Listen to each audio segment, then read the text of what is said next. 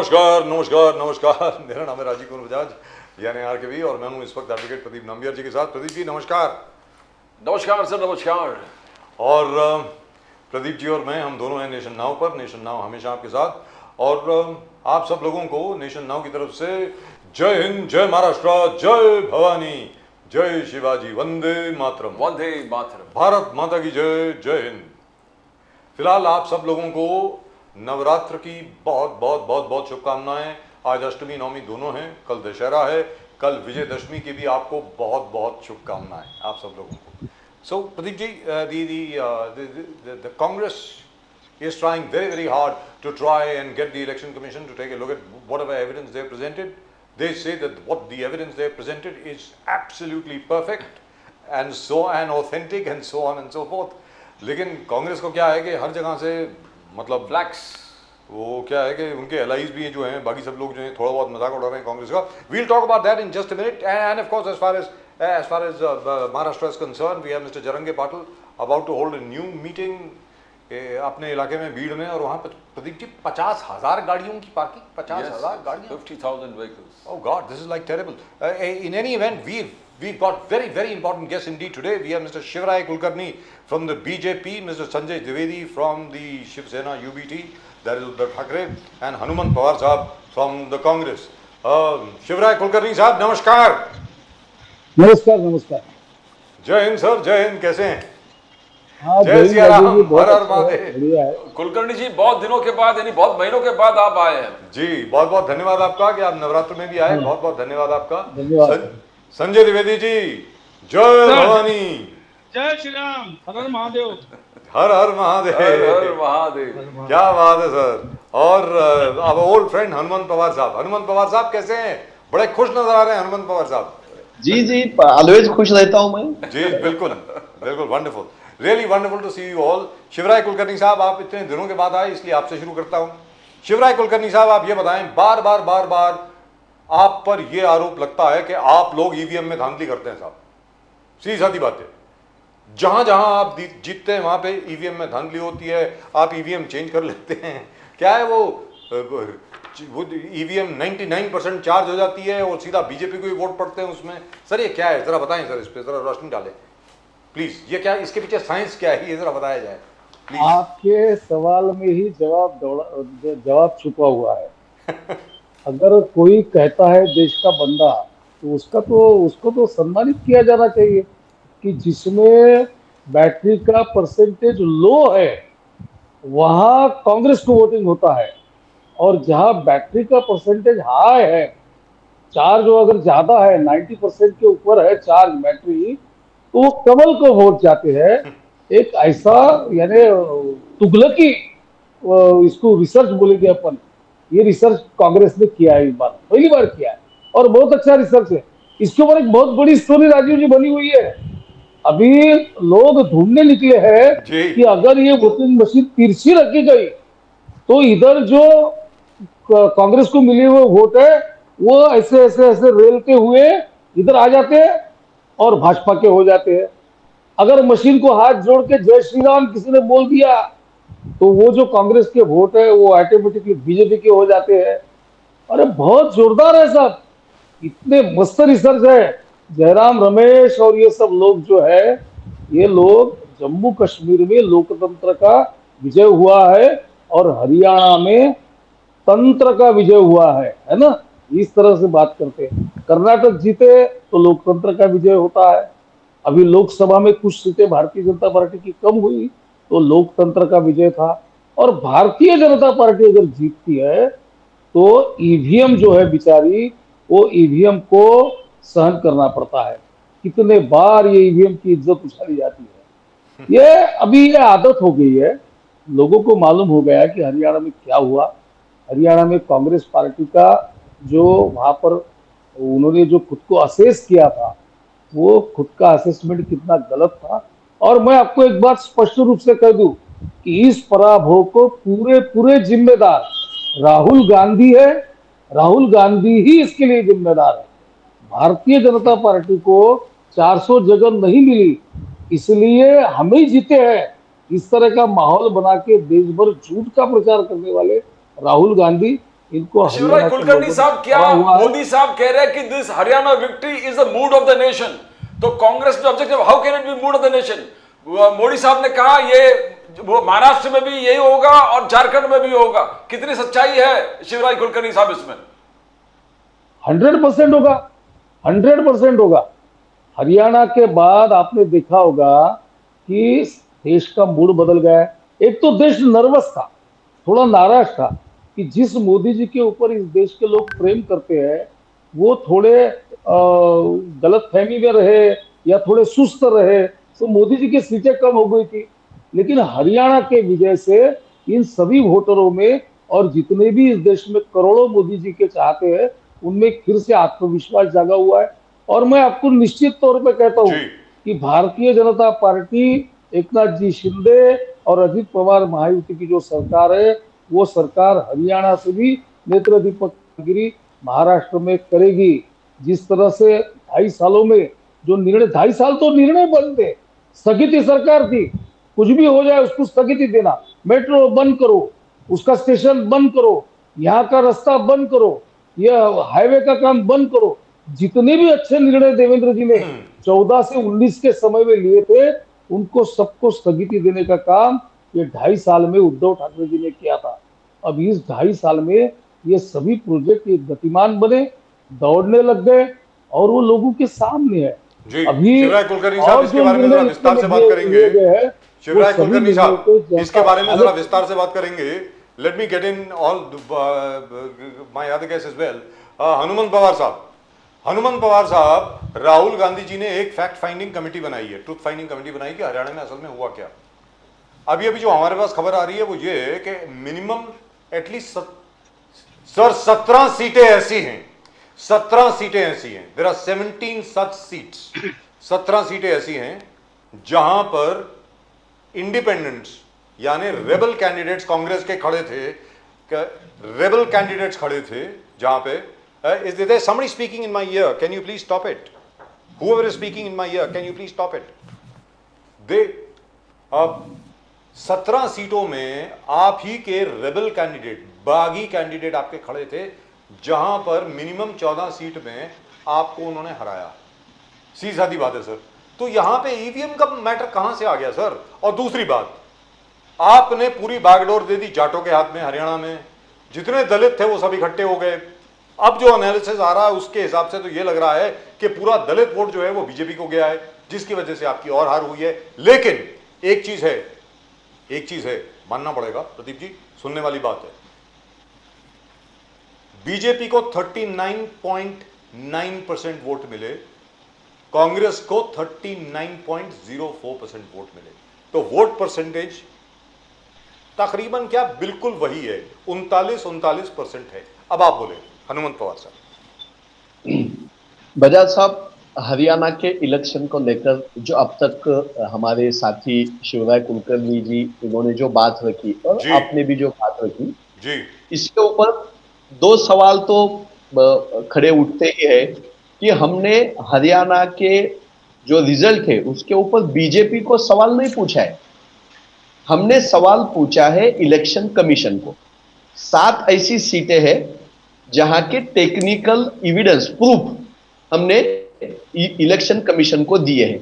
अब हम राह देखेंगे कि हमने जो सवाल उठाए हैं, हमने जो वहां जो हमने हमारी जो अड़चने आई थी वहां जब काउंटिंग हो रही थी तब के लिखित जो हमारी अर्जी है वो इलेक्शन कमीशन के पास है। अब देखेंगे इलेक्शन कमीशन क्या कहता है। जी, जी। हमें इससे कोई मतलब नहीं है कि बीजेपी क्या कहती है, बीजेपी के प्रवक्ता क्या कहते हैं। इलेक्शन कमीशन चुनाव लेता है, बीजेपी वाले चुनाव नहीं लेते। इलेक्शन कमीशन की हम राह देख रहे जी। हैं। हाँ, वहां धांधली हुई है, कुछ सवाल ऐसे हैं जिनके जवाब इलेक्शन कमीशन ने देना है।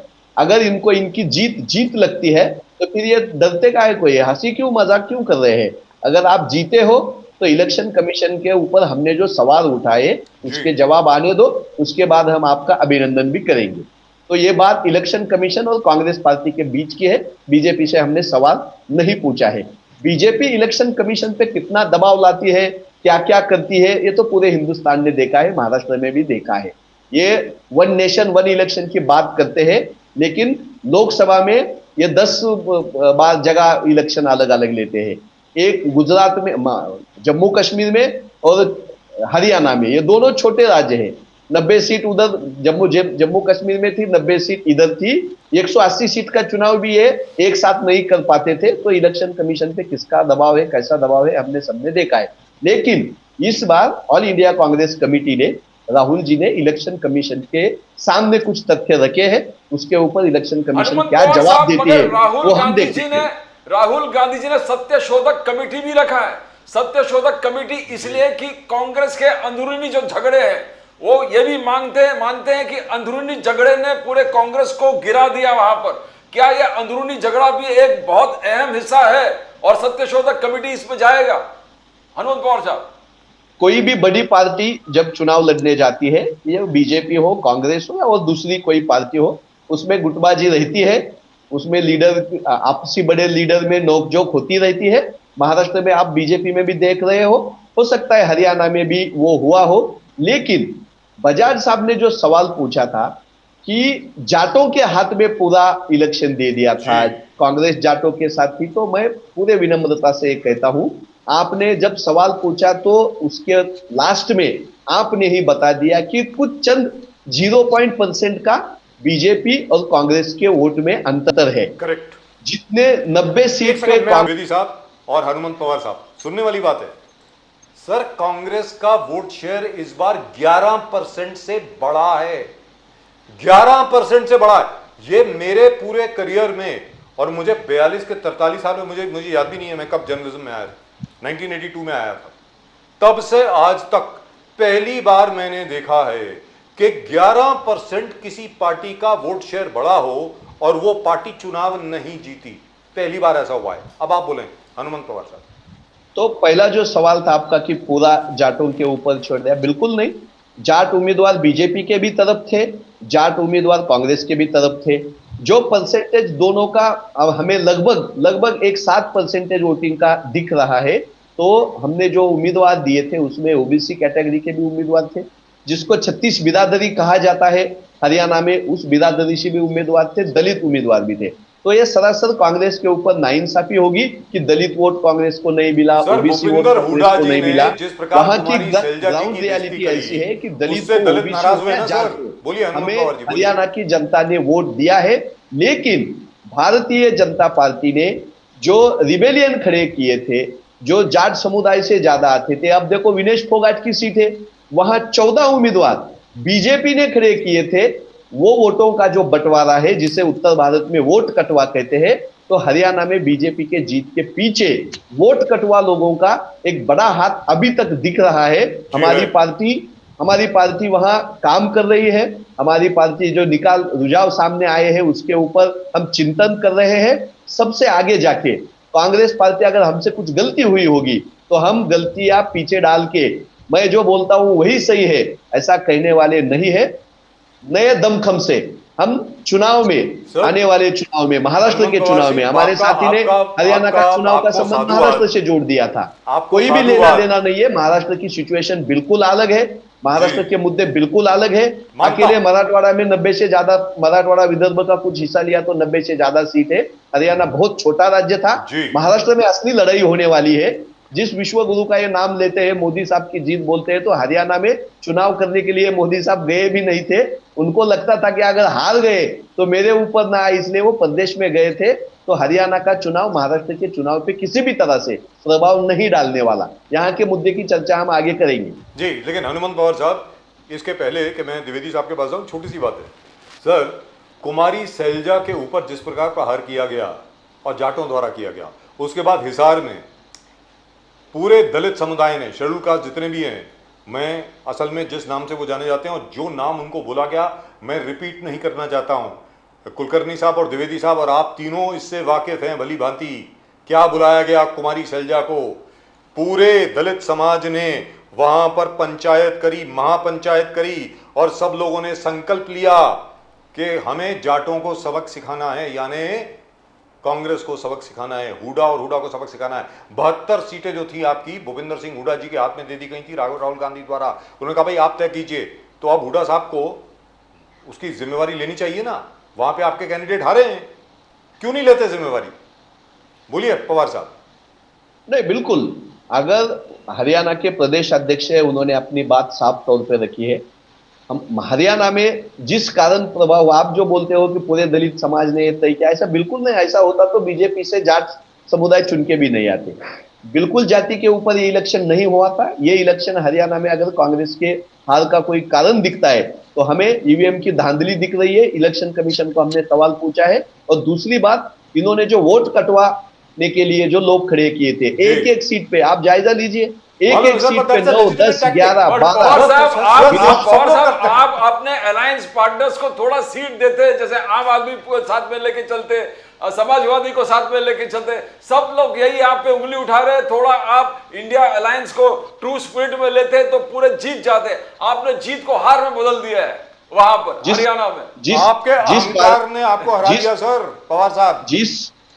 जिस पार्टी का जिस राज्य में अपना काम है, वहां के कार्यकर्ता है, उनकी जड़ें मजबूत है, वहां कांग्रेस उनको साथ लेती ही लेती है। आप महाराष्ट्र में देख रहे हो, शरद पवार साहब की एनसीपी हो या छोटी छोटी पार्टियां हो या शरद उद्धव ठाकरे साहब की शिवसेना हो, हम साथ में लेकर चलते हैं। लेकिन जहां कोई कुछ भी नहीं है, सीधी लड़ाई थी वहां बीजेपी वर्सेस कांग्रेस। जेजेपी थी तो जेजेपी का क्या हाल हुआ आपने देखा है। ये सीधी लड़ाई थी भारतीय जनता पार्टी वर्सेस कांग्रेस, तो हम सीधे लड़े उनसे। सर 2% वोट आए हैं आम आदमी पार्टी के। अगर उसमें से 1.5% भी आपको ट्रांसफर हो जाता तो आज की तारीख में आपका 40% वोट होता। आप जो हैं 60 सीटें लेकर के आते हरियाणा में मिनिमम, जैसा कि हम लोगों ने एनालिसिस किया था। मैं तो अपने आप को दोषी मानता हूं कि we were not able to see it. Dwivedi साहब, आपको लगता नहीं कि कांग्रेस के अहंकार ने हराया कांग्रेस को? आप ईवीएम को भले ब्लेम कर दें। जी बताएं सर। नहीं प्रदीप जी, मैं कांग्रेस के अहंकार को तो नहीं कहूंगा। हाँ, भारतीय जनता पार्टी के अहंकार ज्यादा आ गया हरियाणा चुनाव जीत के। जबकि अभी आपने बताया वोट ऑफ परसेंटेज बराबर है। जी बिल्कुल बराबर, थोड़ा बहुत अंतर है। अभी बताया आपने 1% से भी कम है, 1% से भी कम है। 17 से 18 सीटें ज्यादा जीती है जी, जबकि ये 2-3 सीट ज्यादा जीत पाए। देखिए, बात यहाँ इसकी नहीं है। जो बात अभी कही गई है कि लोकसभा चुनाव में जिस तरह से कांग्रेस ने अपनी मजबूती की थी, अपनी जड़ें मजबूत की थी, एक एक स्टेट को। देखिए, हमारा जो हिंदुस्तान है या भारतवर्ष है, और उसकी जितने भी स्टेट हैं, उनकी भौगोलिक स्थितियां सबकी अलग अलग है। दुरुस्त बात। अगर उत्तर प्रदेश चले आइए तो समाजवादी पार्टी आ जाती है। अगर आप हरियाणा जाइए, यहाँ पे अलग कोई है। आप बिहार निकल जाइए, वहाँ कोई है। आप उत्तर प्रदेश में आइए, यहाँ कोई है। महाराष्ट्र में अलग है, तमिलनाडु में अलग है। तो मतलब भौगोलिक स्थितियां, रहन सहन और पहनावा दिखावा सब अलग अलग है, बोली तक अलग अलग है। आप ही समझ लीजिए मेरी बात। तो मैं पहला एक बात ये कहूंगा कि जिस तरह से लोकसभा चुनाव में चुनाव लड़े थे, उसी तरह अब जहां भी स्टेट में चुनाव हो, जिस स्टेट में चुनाव हो, उसी जो लोकसभा में थी जो मजबूती, उसी के साथ उस स्टेट में चुनाव ने पहली बात ये हो गई। दूसरी बात मैं कहता कहने का मतलब ये हुआ कांग्रेस को बड़ा दिल दिखाना पड़ेगा। कहने का मतलब ये हुआ। बोलिए। देखिए, अगर आप इतने बड़े व्यक्ति से लड़ने जा रहे हैं, कभी स्थिति कांग्रेस की आई थी। आप याद करिए 84 और 85, 86 जब इमरजेंसी लगी, उसके बाद ना तुम्हें कांग्रेस की स्थिति आई थी कि इनके यहाँ कहा जाता था, बहुत बड़े नेता ने कहा था कि हम अगर कुत्ता को खड़ा करते हैं वो जीत जाएगा कांग्रेस से। लेकिन परिस्थितियां बदली। तो जिन पार्टी का अहंकार है, भारतीय जनता पार्टी प्रवक्ता जिस अहंकार से कुछ सवाल आपने कुछ पूछा, कोई जवाब दे रहे थे, ईवीएम की पूरी कहानी बता रहे थे कि साहब ऐसा नहीं। तो ये अहंकार है। अहंकार में कभी भी किसी को जीना नहीं चाहिए। कांग्रेस का है द्विवेदी जी या बीजेपी का है? कांग्रेस का। बीजेपी। संजय राउत जी ने क्लियर कट सामने बोला है कि आप अगर थोड़ा एडजस्ट कर लेते तो सब ठीक हो जाता। और जयराम रमेश ने उत्तर में कहा कि आप समझिए we are the single largest party in Maharashtra. Dwivedi ji, Jairam Ramesh ने उसी दिन कहा उद्धव बाला साहब ठाकरे सेना को समझना चाहिए, हम सबसे बड़ा पार्टी है महाराष्ट्र में। तो ये चेतावनी भी दी है आपको द्विवेदी जी।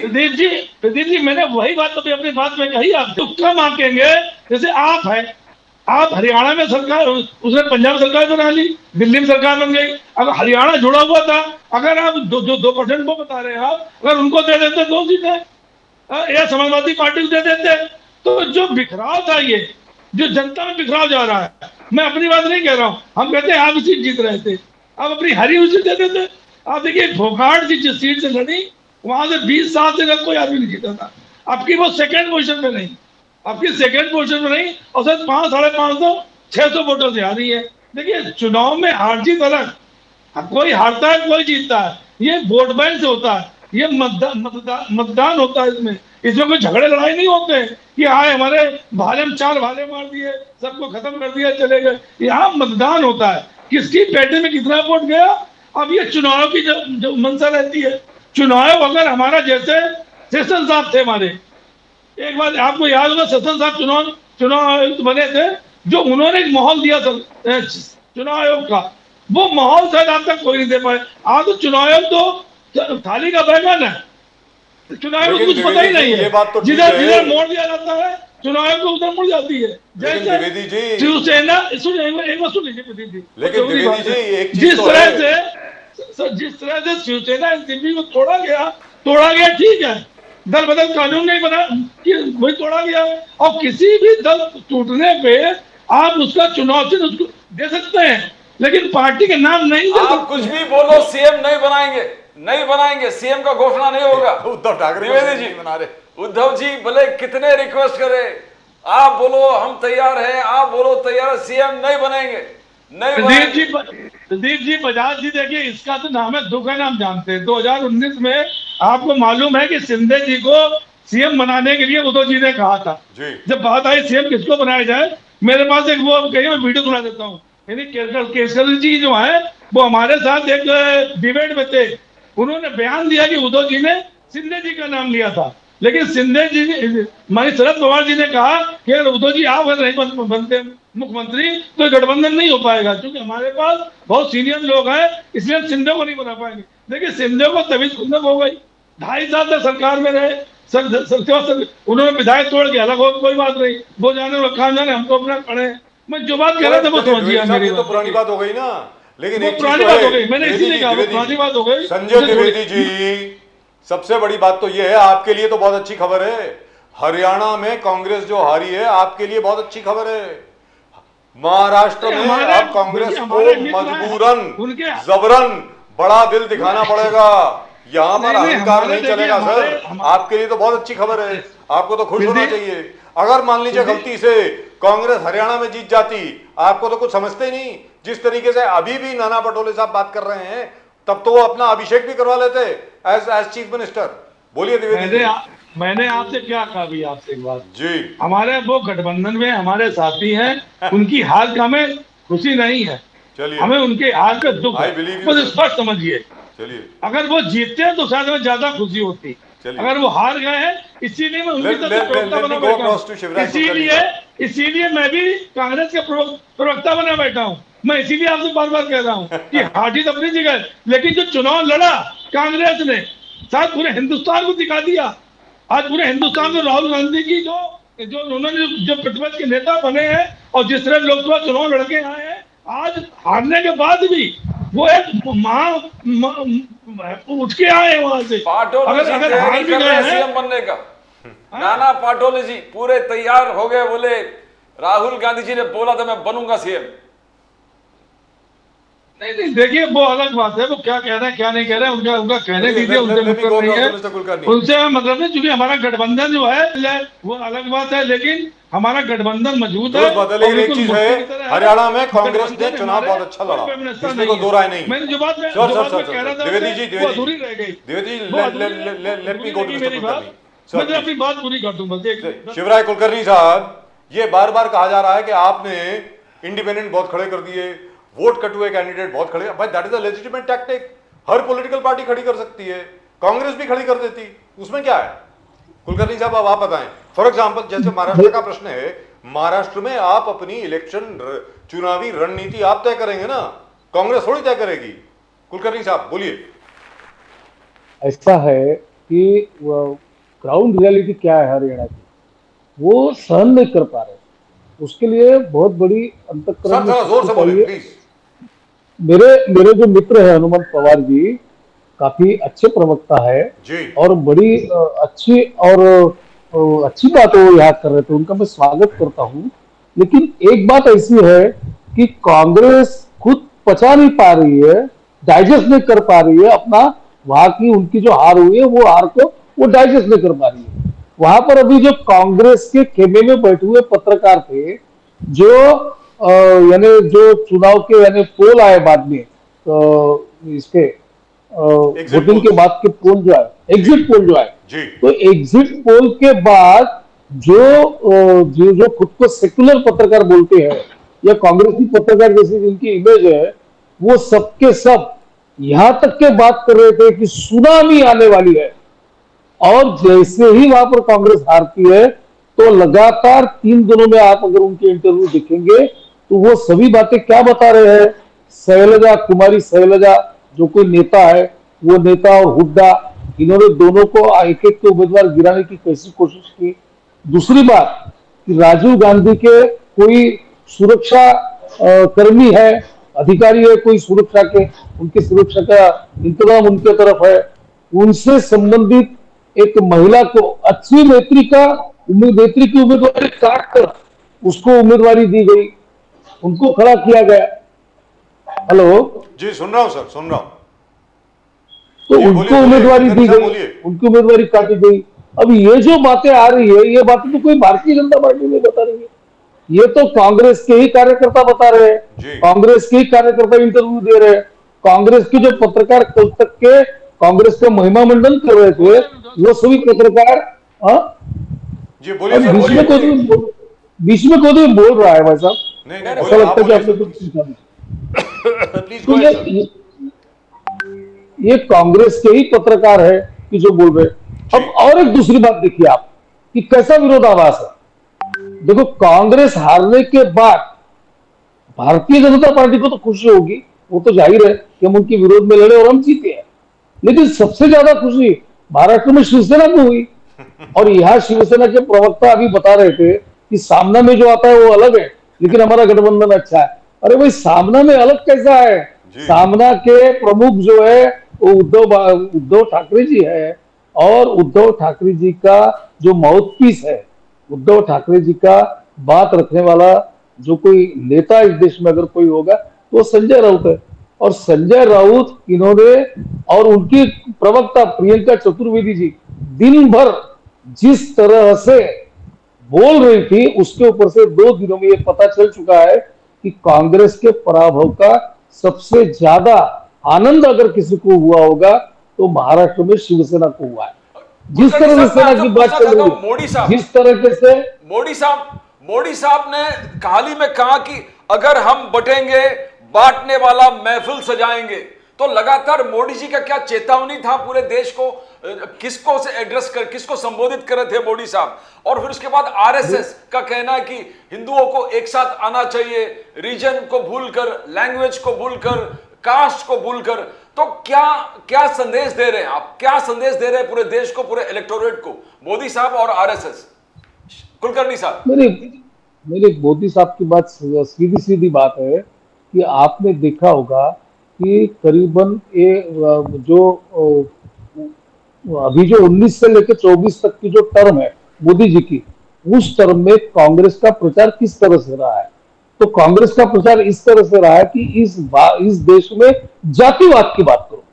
अब देखो, इतने साल जब कांग्रेस सत्ता में थी, उन्होंने सेक्रेटरियों का चयन किया, उन्होंने आरक्षण को विरोध किया, उन्होंने रिजर्वेशन को विरोध किया, और आज राहुल गांधी उठते हैं और लोगों को पूछते तेरी जाति क्या है, तेरी जाति क्या है। किसी भी खुद की जाति नहीं बताते, बता भी नहीं सकते। खुद की जाति क्या बताएंगे? खुद की जाति अगर ठीक होगी तो बताएंगे, ये तो पूरा कॉकटेल है, खुद की जाति बता नहीं सकते। लेकिन किसी पत्रकार को पूछते कि तुम्हारी जाति क्या है, और जातियों से बातचीत करना शुरू की है, जाति जाति में लोगों को तोड़ना शुरू किया है।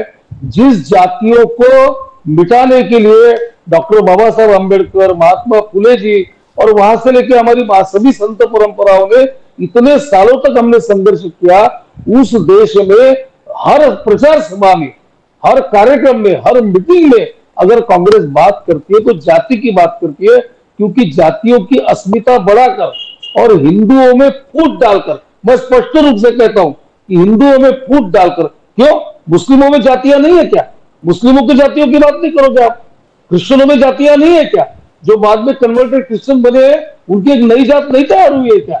उनको एक समानता है क्या वहां पर? लेकिन वहां की जाति की बात नहीं करेंगे, जाति की बात हिंदुओं की करेंगे, जाति जाति जाति में बोलेंगे। तो सीधी बात है, जहां हम जाति में बढ़ते हैं, जाति की अस्मिताओं का जागरण किया जाता है, तो वहां पर एंटी नेशनल एक्टिविस्ट जो है वो बढ़ते हैं।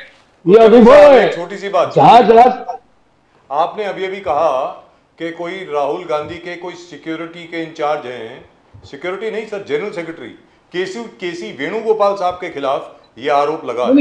अशोक वानखड़े जी जो सीनियर जर्नलिस्ट हैं और वैसे कांग्रेस के बहुत क्लोज हैं, उन्होंने केसी वेणुगोपाल जी पे आरोप लगाया कि उन्होंने जबरन एक महिला को टिकट दिलवाई। उसके बाद अमित मालविया जी ने अभी आज सुबह उन्होंने एक ट्वीट किया कि Ashok Wankhede is unrelenting on his charge of casting couch against senior Congress leader KC Venugopal. The silence of the Congress party is adding legitimacy to these allegations. ये कहा जा रहा है कि केसी वेणुगोपाल की कोई महिला मित्र हैं, उनको जबरन टिकट दिया गया हरियाणा में। हनुमंत पवार साहब से पूछ ले सर, ये अगर आप बिल्कुल पूछिए। और एक पूछिए, ये जो आपने केसी वेणुगोपाल की बात कही, ये तो अशोक जी वानखड़े बोले हैं, लेकिन उनके साथ साथ में कोई सुरक्षा कर्मी है जो राहुल जी की खुद की यंत्रणा में है, उन्होंने भी वहां से हुड्डा जी को डिक्टेट किया कि इनकी टिकटें होनी चाहिए, उनकी भी टिकटें हुई है। और उसके ऊपर वहां के हरियाणा के जो कांग्रेस के पदाधिकारी है, उन्होंने उसके ऊपर अपनी नाराजगी जाहिर की है कि कौन है ये आदमी, इसको एक तो पार्टी का जनरल सेक्रेटरी बना जाए या तो पार्टी का खड़गे जी के जगह पर अध्यक्ष बनाया जाए। ये उम्मीदवारों का चयन कैसा करेगा? तो ये सब बातें बाहर आ रही है अभी। सर ये क्या है, अब आप बताएं सर, हनुमंत पवार साहब, ये क्या है? ये तो कहानी में नया ट्विस्ट आ गया sir. What is going on here? अभी अमित मालविया जी जो आईटी सेल के हेड हैं और उसके पहले अशोक वानखड़े जी, एक जगह पर नहीं, उन्होंने 4 अलग अलग अलग प्लेटफॉर्म्स पर यह आरोप लगाया है कांग्रेस के खिलाफ कि जबरन कुछ महिलाओं को ऐसे टिकट दी गई। हनुमंत पवार साहब प्लीज गो अहेड। नहीं, ये जो कही सुनी बातें हैं, इसके ऊपर मैं बोलने की कुछ भी जरूरत नहीं। जब हार हो जाती है तो ऐसे आरोप लगते हैं। केसी वेणुगोपाल जी हमारे संगठन के सचिटनीस है, जनरल सेक्रेटरी है, बहुत ही हार्डकोर कांग्रेसी है, उन्होंने बहुत मेहनत की है। उनके ऊपर ऐसे गलत इल्जाम कतई हम बर्दाश्त नहीं करेंगे। मैं जो इल्जाम लगा रहे उनको मैं ये कहना चाहता हूँ कि आप ऐसे इल्जाम लगा के उनके काम को और उनके पार्टी में जो उनका योगदान है उनको आप इस तरीके से आप बदनाम नहीं कर सकते हो। दूसरी बात, कांग्रेस के हार की चिंता बीजेपी के प्रवक्ता ने करने की बजाय बीजेपी की जो जीत हुई है उसके बाद पोक्सो के तहत जिसके ऊपर मुकदमा चालू है, वो ब्रिजभूषण सिंह जो हमारी गोल्ड मेडलिस्ट लड़कियों का यौन शोषण करने के आरोप में अब मुकदमा चल रहा है, उनके ऊपर जरा हमारे शिवराय कुलकर्णी साहब ध्यान दें कि वो क्या बयानबाजी कर रहे हैं। जीत के बाद वो बौखला गए हैं, तो उनके ऊपर जरा ध्यान दीजिए, उनको ऐसा बोलने से रोकिए अगर आपका कोई सुनता है तो। दूसरी बात मैं बजाज साहब ये कहना चाहता हूँ कि अभी मैं शिवराय कुलकर्णी साहब की बात बड़े ही शांत तरीके से मन से सुन रहा था। उन्होंने जो राहुल गांधी के जाति के बारे में बोला है, तो मैं आपसे हाथ जोड़ के विनती करता हूँ कि आपका चैनल एक रेपुटेड चैनल है, ये पूरे नेशनल लेवल पे सुना जाता है। शिवराय कुलकर्णी साहब ने उनकी जाति मिलावट की जाति है ऐसा यहाँ अभी अभी कहा है। ये ऑनलाइन कार्यक्रम चालू है, लाखों लोग सुनते हैं। भारतीय जनता पार्टी हो या कांग्रेस हो या कोई दूसरी पार्टी हो, अगर किसी के जात के ऊपर मिलावट ये शब्द आता है तो मैं हाथ जोड़ के शिवराय कुलकर्णी साहब से कहता हूं कि जाति तोड़ने वाले महाराष्ट्र से आप आते हो, फुले शाहू आंबेडकर जी के महाराष्ट्र से आप आते हो। अगर मिलावट निकालनी ही है तो बीजेपी के लोगों के 10 कम से कम ऐसे नाम मैं बता सकता हूं जिनके बच्चे को मैं मिलावट कह सकता हूं, लेकिन मैं ऐसा नहीं कह सकता हूं। मैं शिवराय कुलकर्णी साहब से गुजारिश करता हूं कि वो अपने शब्द वापस ले ले। कुलकर्णी साहब प्लीज। हाँ ठीक है, मेरा कॉकटेल शब्द मैंने इस्तेमाल किया, मैंने मिलावट शब्द भी इस्तेमाल किया। 2-3 जातियों का एकत्रीकरण इस तरीके से मैंने बोला। अगर उनको बुरा लगता है तो मैं मेरे शब्द पीछे लेता हूँ, लेकिन मेरी भावना आप समझ लीजिए हनुमंत जी, मेरी भावना ये है कि राहुल गांधी खुद की जाति क्यों नहीं बताते। खुद की जाति बताने का जब समय आता है तो राहुल गांधी से लेकर पूरी कांग्रेस बौखला उठती है। कौन सी जाति है, कौन से धर्म से हो, कहीं आप जनेऊ पहनते हो, कहीं जाके खुद का धर्म नहीं लिखते हो, सोमनाथ के मंदिर में जाते हो तो आप धर्म नहीं लिखते हो, कहीं जनेऊ पहन लेते हो। फजल साहब मैं बोलू मैं मेरे मराठवाड़ा के औकात पे आके मेरी भाषा में बोलू। स्मृति ईरानी की बच्ची कॉकटेल नहीं है क्या? गोपीनाथ मुंडे साहब के बच्चे की जात हम छोड़े क्या? प्रमोद महाजन जी साहब के बच्चे की जात जो हम ढूंढे? हम कभी ऐसा नहीं करते। कांग्रेस का ये कल्चर नहीं है। जिन्होंने इंटर मैरिज किया है, शिवराय कुलकर्णी साहब आप सुनिए, आप शिवराय कुलकर्णी साहब आप सुनिए, आपकी लोगों ने जो इंटर कास्ट मैरिज किए हैं, आपके लोगों ने जो इंटर रिलीजन मैरिज किए हैं, उनके बच्चों का अपमान करने का काम हम कभी नहीं करेंगे। लेकिन आपको भी ये बिल्कुल नहीं करना चाहिए कि राहुल गांधी की जात कौन सी, आपकी मिलावट देखी क्या? हमने घर में आके देखी क्या आपकी मिलावट देखी क्या? आपका कास्ट सर्टिफिकेट हमने देखा है क्या? आपका कास्ट सर्टिफिकेट देखा है क्या? आपके माता जी नहीं, राहुल जी के पिताजी आपके माता जी से आपके पिताजी का हम अपमान करते हैं। हम सुबह क्यों नहीं लिखते? आपका नाम शिवराय है, इसलिए मैं चुप बैठा हूं। क्या होता है? आपके नेता राहुल गांधी दत्तात्रेय कैसे बताते हैं? शिवराय कुलकर्णी साहब एक सेकेंड, हनुमंत पवार साहब, हनुमंत पवार जी आपको क्या हो गया है सर? हनुमंत पवार जी मेरी बात तो सुनिए। यहां पर महालक्ष्मी रेसकोर्स पर राहुल गांधी जी जब आए थे, उनसे मिलने का सौभाग्य प्राप्त हुआ। मुझे तो वैसे अंकल बुलाते हैं, प्लीज जरा सुन लीजिए सर। हनुमंत पवार साहब बोलना जरा बंद करें। हनुमंत पवार जी प्लीज। राहुल गांधी जी ने खुद कहा, और राहुल गांधी जी का अगर आप शिजरा जो है वो पूरा कास्ट का अगर आप देखें तो वो दत्तात्रेय गोत्र से हैं। ही इज अ कश्मीरी पंडित ब्राह्मण, ही इज अ ब्राह्मण, that's it, end of story. कितनी बार वही चीज पूछेंगे? अब बोलें सर, अब बोलिए हनुमंत पवार जी। इस देश के सामने इस देश के सामने सर, इस देश के सामने चलिए, इस देश के सामने लोगों की जात पूछेंगे। इस देश के सामने किसी की भी जात राहुल जी ने पूछी नहीं। जात के ऊपर तो आप जाते हो, जाति का बंटवारा हमने महाराष्ट्र में देखा है। जातिवाद आपने बढ़ाया है, धर्मवाद आपने बढ़ाया है, लोगों को जाति के नाम पे आपने बांटा है। भाई साहब, आपके जाति आपने पूछना चालू किया लोगों को। जाति कौन पूछ रहा है इस देश में? कब पूछी आपकी जात राहुल जी ने? जातिगत जनगणना का इतना आपको मिर्च लगता है, जातिगत जनगणना होने का इतना आपको बुरा लगता है। इस देश में सोशल जस्टिस, कुलकर्णी साहब सुनिए, आपकी जात निकालने के लिए मुझे मजबूर मत कीजिए। कुलकर्णी साहब, आपकी जात निकालने के लिए मुझे मजबूर मत कीजिए। सोशल जस्टिस के लिए चाहिए। मुस्लिमों के जात क्यों नहीं पूछते? मुस्लिम समाज के जात क्यों नहीं पूछते? ये प्रश्न है। सोशल जस्टिस के लिए सिर्फ हिंदुओं के जात क्यों पूछते हो? बताइए ना, आप बताइए ना, मैं पूछता हूँ ना, लोगों की जात से पूछते हो तो खुद की जात क्यों नहीं बताते? आपकी जात हमने पूछी, आपकी जात नहीं पूछनी चाहिए। आपकी जात नहीं पूछी, मोदी जी की जात नहीं पूछी। हम कहते हैं कास्ट सेंसस करिए, सोशल जस्टिस के लिए, मुस्लिम समाज के जात क्यों नहीं पूछते हो? मोदी जी का कहना है। इस देश में दलितों की, आदिवासियों की, ओबीसी की और ओपन की कास्ट सेंसस होनी चाहिए। राहुल जी जब कास्ट सेंसस की बात करते हैं,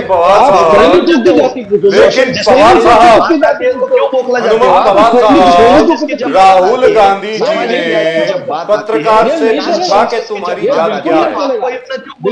जर्नलिस्ट से पूछा ना, आपकी जात हमने पूछी, आपकी जात हमने निकाली, मोदी जी की जात हमने पूछी, अडवाणी साहब की जात हमने पूछी, महाजन साहब की जात हमने पूछी, शिवराज कुलकर्णी साहब पूछी, फडणवीस साहब की जात। एक सेकंड शिवराज कुलकर्णी साहब, आप एक सेकंड कुलकर्णी साहब, मैं आप ही की बात बोल रहा हूँ। इसकी जात पूछिए आप। सोशल हनुमंत पवार साहब आती है, हनुमंत पवार साहब मैं आपसे पूछना चाहता हूँ, जात निकालते हो हनुमंत पवार साहब, आपने ये सवाल अपने लिए अनकंडीशनल माफी मांगिए शिवराज कुलकर्णी साहब। पवार साहब, आपने अपने लिए सवाल ये खड़ा किया है, राहुल गांधी ने पूछा जर्नलिस्ट से तुम्हारी कास्ट क्या है? जिन्होंने अगर उनका राहुल गांधी किया, पूछेंगे तो और वो उनसे नहीं कोई पूछा जवाब नहीं है। जाएगा। लेकिन ऐसी राहुल क्या बात गांधी है? Now can we move on? Can we move forward, उसकी जात please? पहले बतानी चाहिए। Gentlemen, अगर वो can खुद we की come जात back to नहीं महाराष्ट्र? बताएंगे, तो क्या लोगों की महाराष्ट्र जाति के बारे में बात को करें? अधिकार नहीं है। आज किस की मुद्दे तारीख पर में शिवराय कुलकर्णी किस साहब, दूसरे लोगों को एक जनाब है जरंगे पाटिल साहब, वो एक बहुत बड़ी रैली करने वाले हैं। उनका फाइनेंस कहां से आ रहा है? कोई बताएगा मुझको? द्विवेदी जी आप बताएं। ये जरंगे पाटिल साहब जो बीड़ में कल इतनी बड़ी रैली करने वाले हैं, इनका ये फाइनेंस वगैरह ये तामझाम कहां से आ रहा है सर? जरा बताएंगे सर। क्या पूछा सर, फिर से मुझे दोबारा। द्विवेदी जी, ये जरंगे पाटिल साहब जो इतनी बड़ी सभा करने वाले हैं बीड़ में कल, 50,000 गाड़ियों की पार्किंग है वहां पे, और पता नहीं 50 टन फूल वहां पे मंगाए गए हैं। सर ये सब व्यवस्था कहां से हो रही है? इसके पैसे लगते हैं सर। द्विवेदी जी बताएं, जरा इस पर रोशनी डालें प्लीज। सर मैं सर रोशनी डालना से पहले मैं एक बात कहूंगा। बोलिए सर। अपना हिंदुस्तान की भारतीय संस्कृति क्या है सर? अपनी सभ्यता क्या है? हम शादी करते हैं तो बाप के नाम, जो बाप का नाम है, जो बाप का गोत्र है, वही लड़के को मिलता है। जी मिलता है बिल्कुल। तो इसमें ये इस तरह की भाषा जो इस्तेमाल कर रहे हैं कांग्रेस प्रवक्ता, जो असभ्य भाषा इस्तेमाल करते हैं, राहुल, क्या मैं मोदी जी जैसे भाषा इस्तेमाल करूं? अगर यही बात है, मैं मोदी जी के लिए करता हूं, मैं अमित शाह के लिए करता हूं। मैं उनसे पूछता हूं, उनका बेटा कि क्रिकेट का बीसीसीआई अध्यक्ष तो सचिव कैसे बन गया? क्या उसमें उसके अंदर क्या है? उसके अंदर कौन सी मानता है? कितने उसने मैच खेले थे उसमें? कितने उसने छक्के लगाए? कितने अट्ठे लगाए? कितनी मानता है? तो इस तरह की भाषा शैली जो इस्तेमाल की जाती है इस देश में, जो अहंकार है, जो मैंने कहा था अभी, भैया शिवराज जी अहंकार रहता नहीं है। न रावण का रहा, न कंस का रहा, और नाम गिनाऊं मैं आपको, न हिटलर का रहा, और नाम गिनाऊं। भाई साहब द्विवेदी जी, आप अमित शाह के बेटे के बारे में पूछ रहे हो। अरे मैं बता तो मैं तो आपसे रहा पूछ रहा हूँ, हूं, अमित शाह आदित्य ठाकरे ने कैसे बन गया? कितनी शिवसेना की कैसे शाखा बन गया? स्थापन की? और अनुराग बताइए मुझे जरा। अनुराग आदित्य ठाकुर ठाकरे के- कैसे है? अनुराग ठाकुर आदित्य लिखते ठाकरे हैं। ने संगीत करके अनुराग काम किया ठाकुर था। ठाकुर लिखते हैं। आदित्य उनके ठाकरे ने पिताजी कितनी क्या लिखते शिवसेना हैं? की शाखा खोली? अनुराग आदित्य ठाकुर ठाकरे कहाँ लिखते से है? हैं। राजपुत्र नहीं है तो क्या है? अनुराग आदित्य ठाकुर ठाकरे कहाँ लिखते से है? हैं। और क्या है उनके पिताजी उनमें? का क्या है? क्या है पिताजी का नाम बताइए ना। क्या है? खुद पिताजी की पिता जाति श्री क्या है? मुख्यमंत्री बनते हैं धूमल और उनका क्या? पिताजी बेटा की जाति क्या मंत्री है? बनता है। क्या है? ठाकुर के पिताजी की क्या जाति ये क्या तो है? लोकशाही है क्या? ये लोकतंत्र है क्या? वो एक पूछेंगे, संवैधानिक पद खुद पे जवाब दो वो ना। जाति जनगणना आप की खुद बात क्यों नहीं कर रहे जवाब हैं? देते? जाति अरे जनगणना भाई साहब आप की- जवाब कौन दीजिए। है? आप अमित शाह के उनकी बेटे जाति के बारे में कांग्रेस बात है। में और तो अभी कीजिए। वो तो बताओ। आप पहले ये राजू जवाब जी ने- दीजिए वो कौन कि है? आदित्य ठाकरे देख लिए, कितनी समझ लीजिए। सेना की शाखा खोलने गया आप यहाँ था? पे सर- आदित्य ठाकरे ने कितनी द्विवेदी सेना की जी, शाखा द्विवेदी खोली? जी, कहाँ गए? वो शिवसैनिक कहाँ गए? जो बाबा साहब ठाकरे जी के साथ अपनी द्विवेदी जी, काम में आप लाड़की बहन योजना के खिलाफ वोट मांगे। ये कहाँ गए बताइए योजना ना। को रोकना चाहते हैं द्विवेदी जी। आप डर गए लाड़की बहन योजना से। द्विवेदी जी, राहुल गांधी द्विवेदी जी, कितनी शिवसेना के लिए लेकिन आप बताइए द्विवेदी बताइए जी, जरा। लाड़की बहन योजना से आप डर गए। एकनाथ शिंदे जी का 4 से आरोप है यूबीडी उद्धव बाळासाहेब ठाकरे सेना पर कि आप अपने ही लोगों के माध्यम से कोर्ट में गए उसको रोकने के लिए। लाड़की बहन योजना एक जबरदस्त सक्सेस है। एकनाथ शिंदे जी महायुति का कहना है आप कोर्ट जाकर थक गए और जो 1500 रुपया जो गरीब महिला को मिलने के लिए रोकने का बहुत कोशिश किया मगर नाकाम हुए। मगर यही आपके हार के रास्ता है। द्विवेदी जी प्रदीप जी, बोलिए बोलिए। मोदी की गारंटी ये भी वादा किया था ना, और इसके बाद 2 करोड़ नौकरी, 15 लाख और 15 लाख हम देंगे।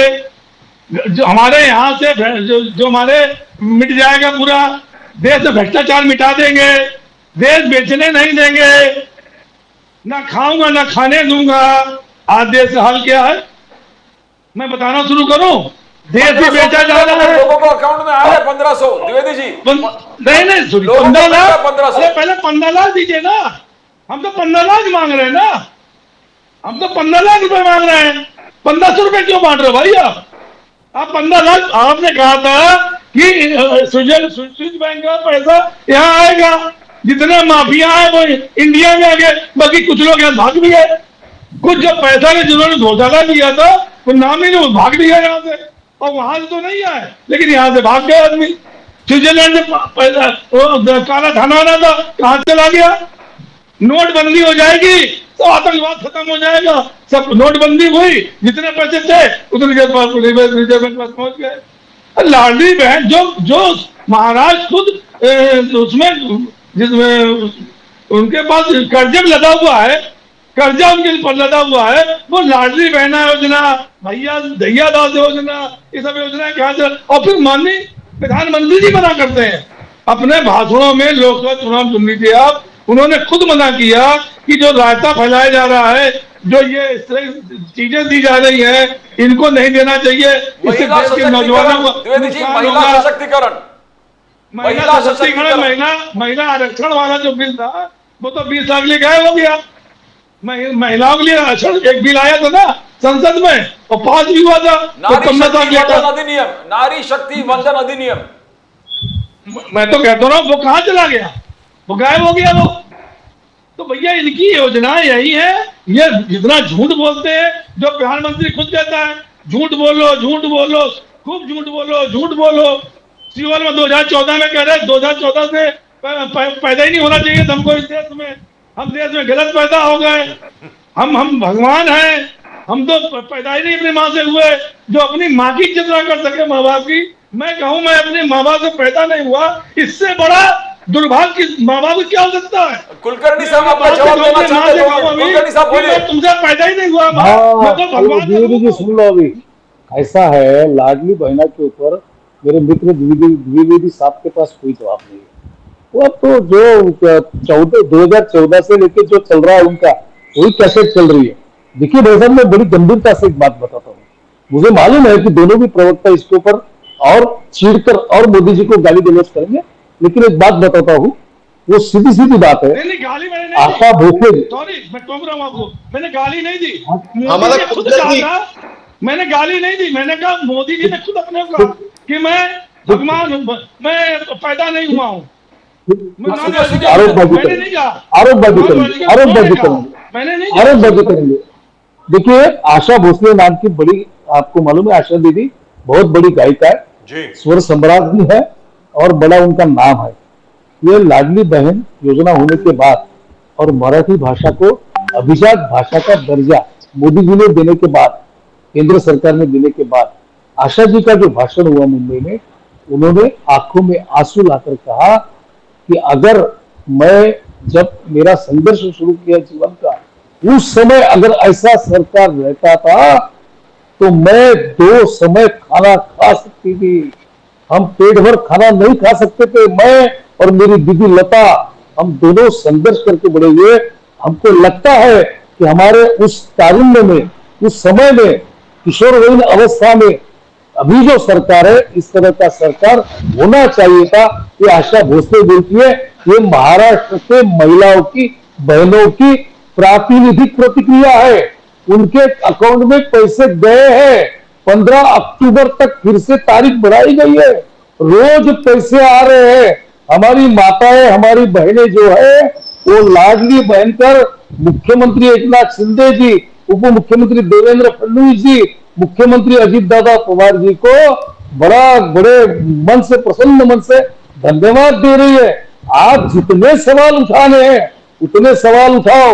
मेरी बहनों को समझ रहा है कि लाडली बहन को विरोध कौन कर रहा है। संजय राउत के ऊपर गुनाह दाखिल किया गया क्योंकि झूठ बता रहे कि मध्य प्रदेश की योजना बंद हो गई, तो वहां उनके ऊपर केस दाखिल की गई। तो आप जितना झूठ बोलना है बोल लो।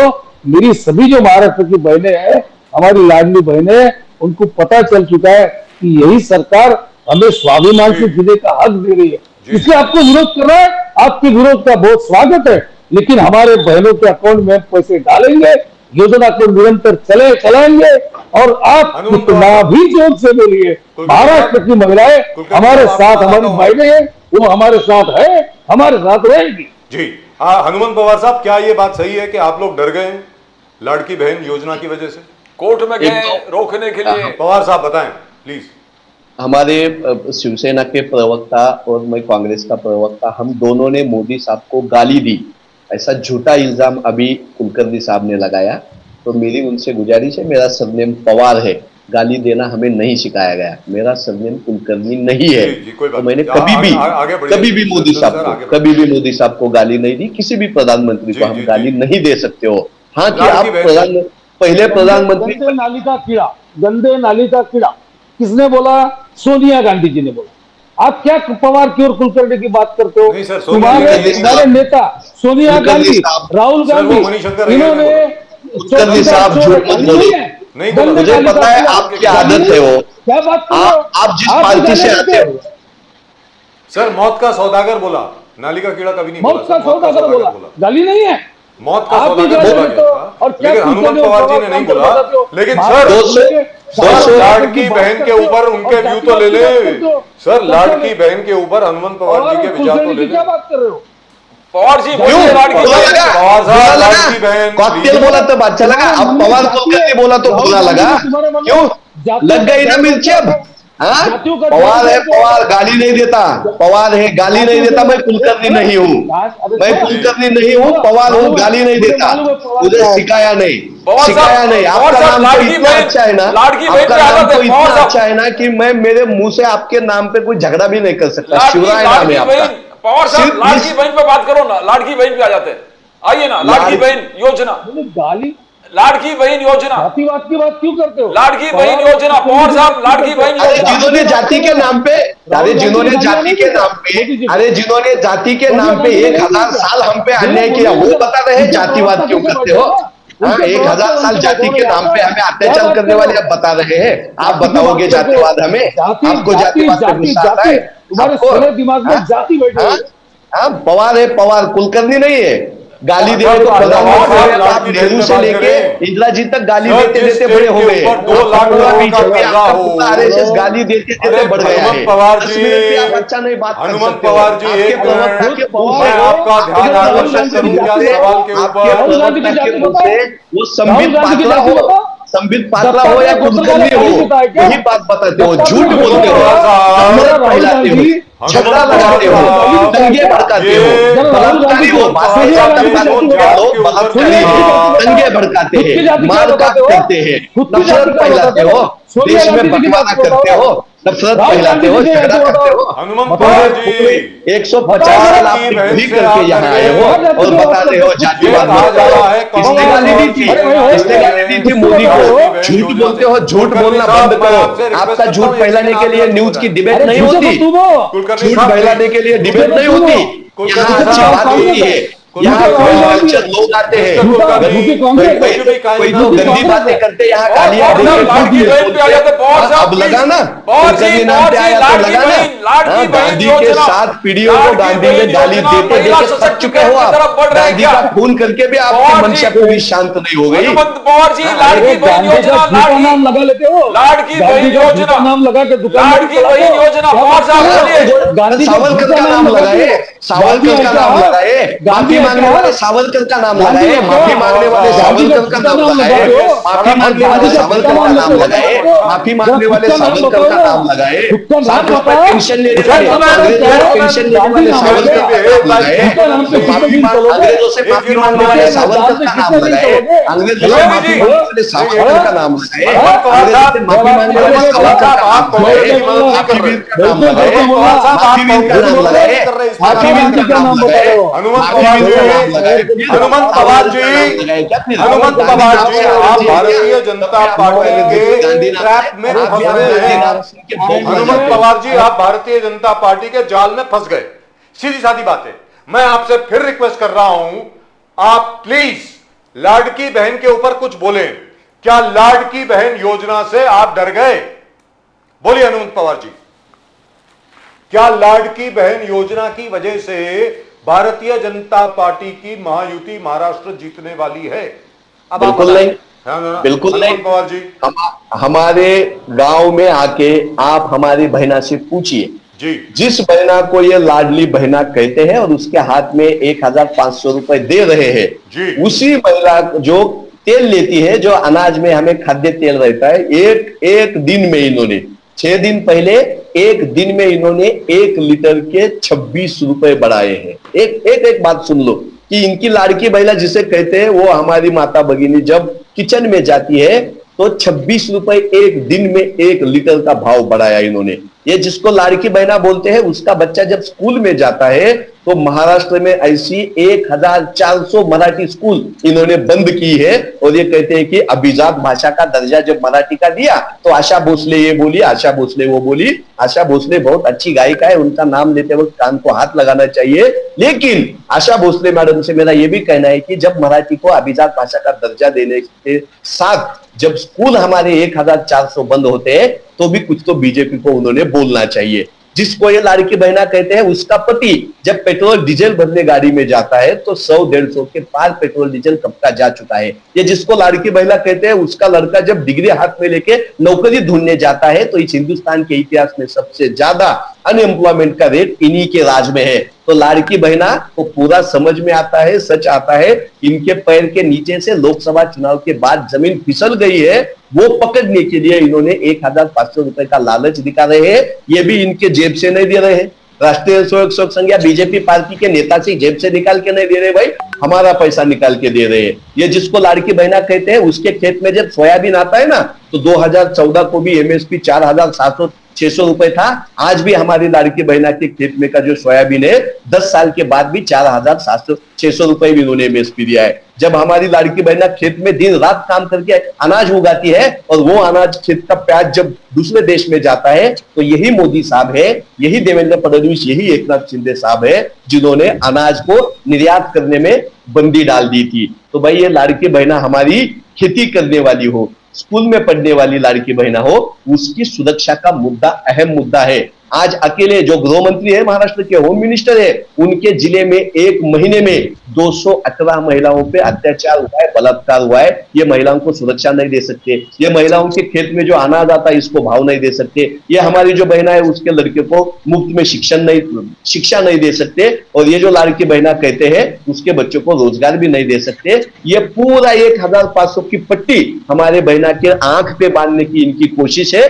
आने वाले दिन में लाड़की बहना इनको बता देगी कि इनकी जगह क्या है। तो हनुमंत पवार जी, कितना टैक्स बढ़ा होगा अलग अलग चीजों पे, जरा बताएं प्लीज। 1 लीटर तेल के लिए 26 रुपए इन्होंने बढ़ाए। आप देखो महाराष्ट्र में 12 करोड़ लोग, अगर महाराष्ट्र में हम कहते हैं तो 12 करोड़ लोगों को जो खाने में तेल लगता है, हिंदुस्तान के इतिहास में किसी भी चीज के एक दिन में 26 रुपए से भाव नहीं बढ़े हैं। 15 रुपए से लेकर 26 रुपए तक इन्होंने खाने के तेल के दाम बढ़ाए।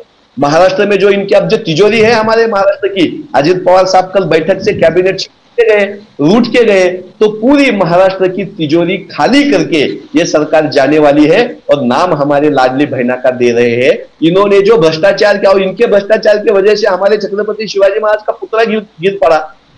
इन्होंने जो भ्रष्टाचार किया, पुल गिर रहे हैं, रास्ते टूट रहे हैं, शिवाजी महाराज का पुतला गिर रहा है। किसी को भी सर, फार्मर्स के लिए जो फर्टिलाइजर्स है, खाद्य फर्टिलाइजर जो है, इलेक्ट्रिसिटी का जो रेट है, डीजल का जो रेट है, उसमें कितनी बढ़ोतरी हुई है सर? जीएसटी लगाया। खेतों में अनाज उगाने के लिए जो जो चीजें लगती है, कितना लगाया सर? खेतों में अनाज उगाने के लिए जो जो चीजें लगती है उसके ऊपर 7% से लेकर 18% तक इन्होंने जीएसटी लगाया। हमारी खेती अभी ट्रैक्टर से की जाती है। अगर हम ट्रैक्टर खरीदने जाते हैं तो 18 से 20% तक से हमें कर्जा लेना पड़ता है, और अगर ऑडी कार लेने जाते हैं, हम जगवाल कार लेने जाते हैं तो 5 से 6% हमको कैश देना पड़ता है। तो खेती तो इन्होंने पूरी खत्म कर डाली। हमारा सोयाबीन का जो अभी 1 महीने पहले जो बारिश हुई थी, हमारे पूरे खेत बह के गए थे, तो क्रॉप इंश्योरेंस के लिए इन्होंने 1 रुपया अभी तक, शिवराज कुलकर्णी साहब यहाँ है, उनसे मेरी गुजारिश है कि 1 महीने पहले जो विदर्भ मराठवाड़ा में जो बारिश से नुकसान हुआ है उसका कितना मुआवजा हमारे खेत के किसानों को दिया इन्होंने बताना चाहिए। वो लाड़की बहना का खेत नहीं था, जो बच्चे स्कूल में जाने वाले हैं वो स्कूल बंद हो रहे हैं, वो लाड़की बहना के कुछ देना देना नहीं उससे। तो बुनियादी चीजों पे बात होनी चाहिए, और उसके ऊपर इन्होंने पॉलिटिक्स करना ना। हम सामने पवार साहब, जो आपने अभी बात कही है वो और फरमाने लायक है। कुलकर्णी साहब, आप एक तरफ 1500 रुपए दे रहे हैं और दूसरी तरफ टैक्सेस में पता नहीं कितने हजार आप वसूल कर रहे हैं उसी लाड़की बहना से। सर, दही पे आपने जीएसटी लगा दिया, दूध पे आपने जीएसटी लगा दिया, मिठाई पे आपने जीएसटी लगा दिया, पनीर पे आपने जीएसटी लगा दिया, डीजल के ऊपर जीएसटी इतना बढ़ गया कहने की हद नहीं। अब आप जवाब दें सर, सिर्फ 1500 रुपए आप दे रहे हैं, लेकिन जो जीएसटी से वसूल कर रहे हैं उसका क्या? सर बताएं प्लीज, कुलकर्णी साहब प्लीज गो अहेड। पहले तो लाडली बहना पे बोल ले थोड़ा। अरे मेरे मित्र पवार अभी दिख नहीं रहे। पवार जी, आपको मालूम है कि महाराष्ट्र में हमारी एक बहन है जिनके पिता पवार है, और हमारी वो बहन के खेत में कुछ एकड़, 1 या 2 एकड़ खेत में 200 करोड़ रुपए के बैगन उगते हैं, है ना। तो पूरे महाराष्ट्र को मालूम है कि उनके खेत में 1 या 2 एकड़ खेत में 200-150 करोड़ रुपए के बैगन उगाए जाते हैं। तो ऐसी तो पूरे महाराष्ट्र में हमारी बहना है नहीं, तो हम 1500 रुपए उनको दे रहे हैं। अब हमारे सभी मित्रों का कहना है कि बहुत कम राशि दे रहे हैं हम, फिर इसके ऊपर इतना दर्द क्यों हो रहा है? अगर हम कम राशि दे रहे हैं, अगर हम उनके ऊपर इतना अन्याय कर रहे हैं, तो इतना दर्द क्यों कर रहे हो? क्यों कोर्ट में जा रहे हो? कांग्रेस के नेता कोर्ट में गए हैं कि लाडली बहना बंधु योजना बंद करो। क्यों बंद करो? 1500 रुपए मिल रहे हैं हमारे बहनों को, अच्छा नहीं लग रहा है क्या? आपने तो बहुत बड़ी लिस्ट बढ़ा दी कि हम कितने बुरे हैं, हम कितना लोगों को पैसा ये कर रहे हैं, हम क्या क्या कर रहे हैं। हमने स्कूलें बंद कर दी।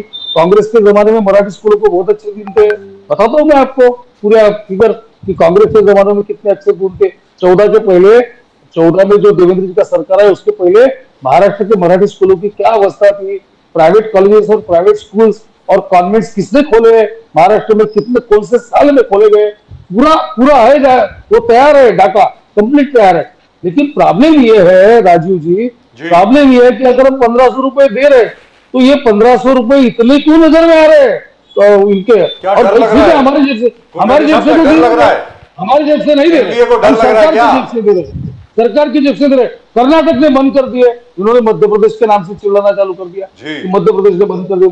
मध्य प्रदेश दे रहा है, कर्नाटक ने बंद कर दिए, कर्नाटक नहीं देता है, ये दे नहीं पाते।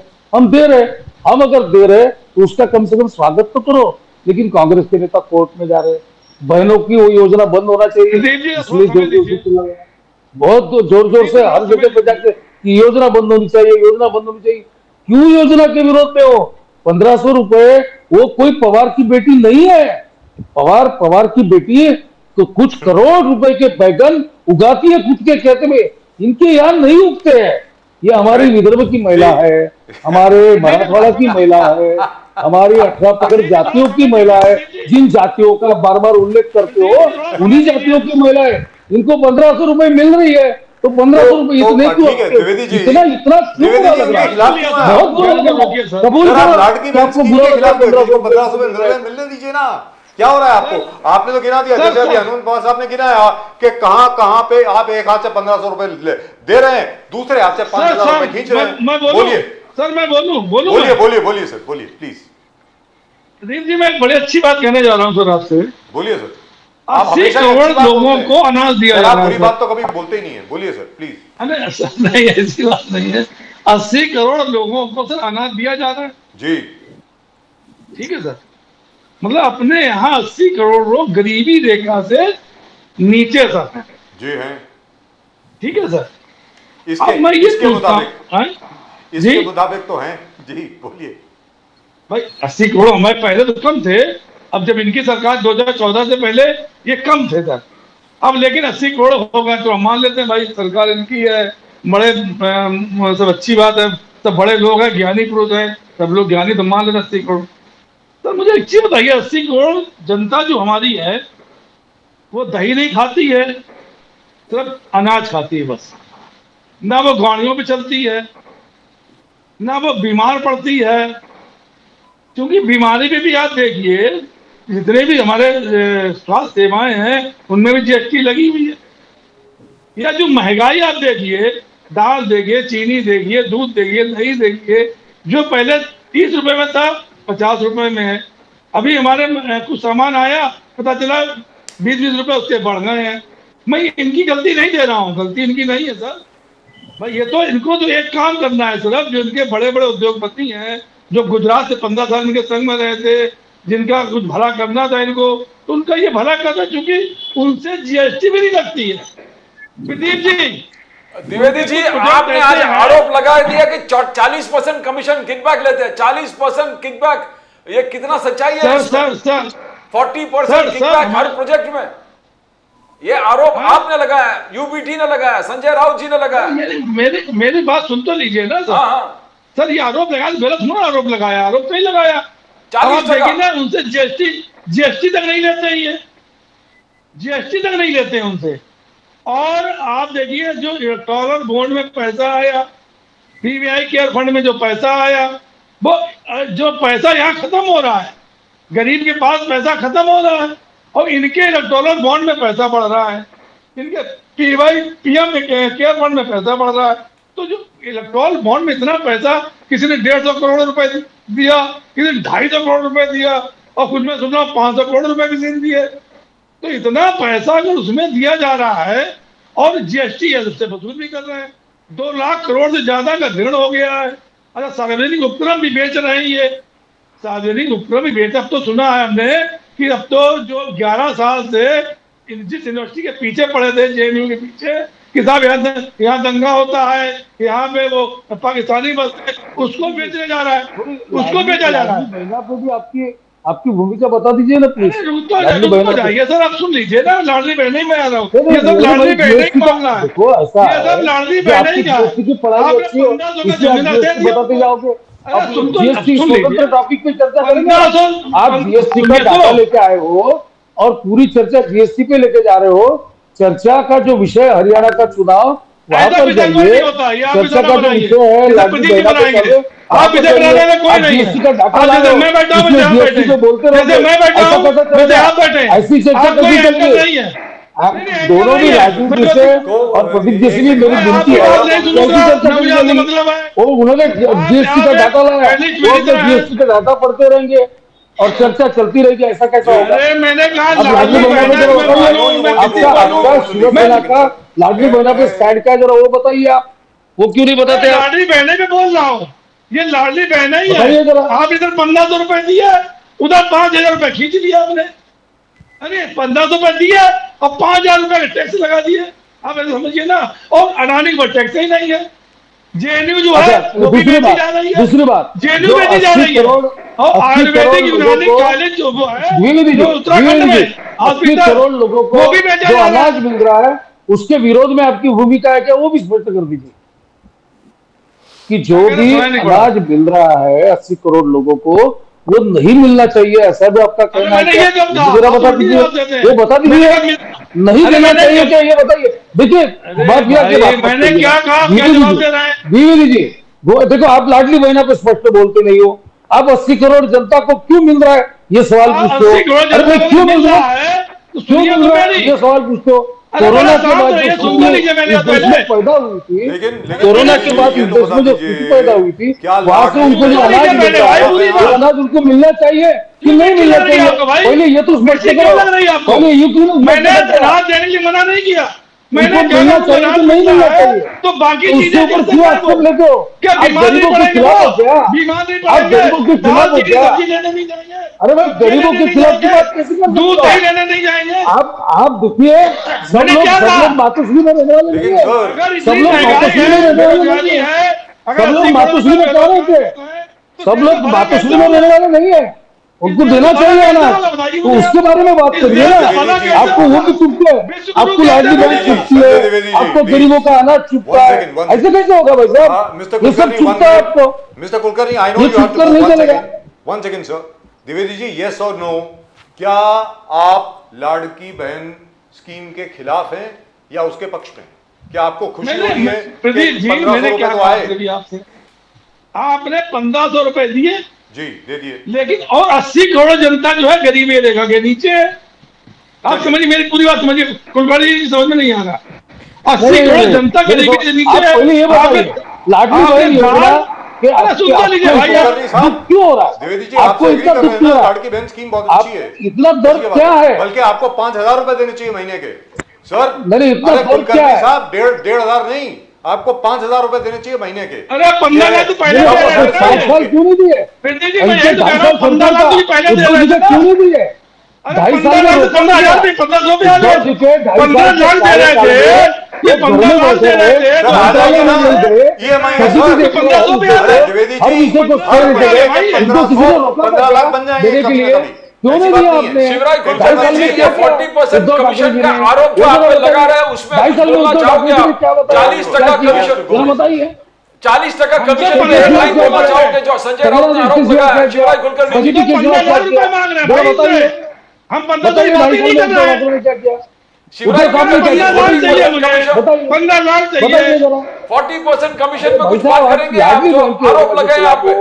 आप गरीबों को जो अनाज मिलता है अरे उसके खिलाफ 15 हो, लाख रुपए तो मांग आप रहे हो चाहते भैया। क्या हो? सर पंद्रह EMI लाख क्यों हो रुपए गया जाति आपका। जाति जाति जाति 15 लाख रुपए मांग रहा हूँ मैं, ये 15 जाति लाख वो रुपए जाति चाहिए। तेरी जाति क्या हमें उसकी जाति 15 क्या? लाख रुपए और चाहिए। लोगों के हनुमंत घर में साहब, पैसे जाके 15 लाख वो रुपए बात चाहिए आपसे मुझे। दिखी नहीं जाती क्या? द्विवेदी जी एक सेकंड वो बात दिखी नहीं जाती आपसे? This is going nowhere. This is going nowhere really.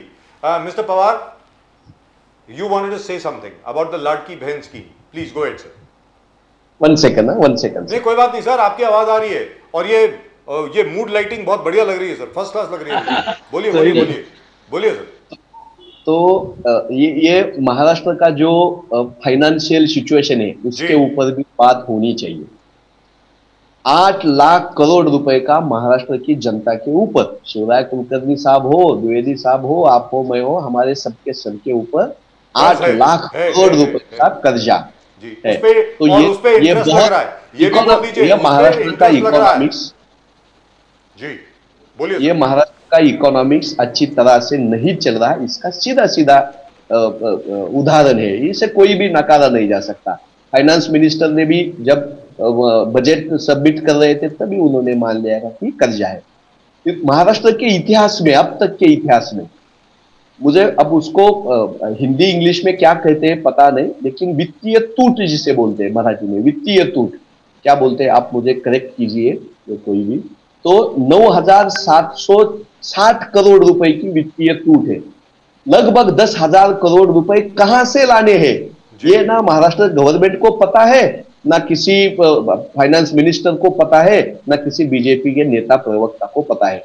10,000 crore रुपए कहां से लाने हैं जिसकी घोषणा हो चुकी है। आपको मैं बताता हूं, पिछले 1 महीने में 1,240 ऐसे निर्णय हैं जो महाराष्ट्र गवर्नमेंट ने अभी अभी लिए हैं। 1 महीने में 1,200 निर्णय आप लेते हो। आपको पता है महाराष्ट्र के हिस्ट्री में कभी भी ऐसा नहीं हुआ, जो कॉन्ट्रैक्टर रहते हैं ना, काम करते हैं, रास्ता पुल बनाते हैं, इमारतें बनाते हैं, जिसको कॉन्ट्रैक्ट देते हैं, वो कॉन्ट्रैक्टर भी अब मुंबई के आजाद मैदान में अनशन पे बैठे हैं। उनको काम देते वक्त मंत्रालय में परसेंटेज तो लिया गया, अधिकारियों ने, मंत्रियों ने, मंत्री के पीएस ने, ओएसडी ने तो परसेंटेज लिया, 30-30, 35-35, 40% उनसे काम लिया और वो अब अनशन पे बैठे हैं। 70,000 करोड़ रुपए के अजीत पवार साहब इनको चलते हैं और सुप्रिया सुले के बारे में ये बात करते हैं। तो लाड़की बहना के लिए जो आप 1,500 रुपए दे रहे हो, हम तो उसका खुले दिल से, खुले मन से स्वागत करते हैं, लेकिन आपको 1 महीना पहले इलेक्शन के कैसे पता चला कि लाड़की बहन की मदद करनी है? आप सरकार में आके आप इतने साल हो गए, जब लोकसभा में 31 सीट इंडिया अलायंस की आ गई तब आपको हमारे लाड़की बहना का ध्यान आ गया। तो आपकी मंशा अच्छी नहीं है, योजना बहुत अच्छी है, हम तो 2,000 रुपए देने की मांग करते हैं, 15 लाख दे रहे तो फिर भी कम है। इतना 10 साल में आपने हमारा घर का गणित, अपना जो इकोनॉमिक्स है हमारा बिगाड़ दिया है। हम बिल्कुल इसकी योजना के खिलाफ नहीं है, इसकी योजना के समर्थन में है हम।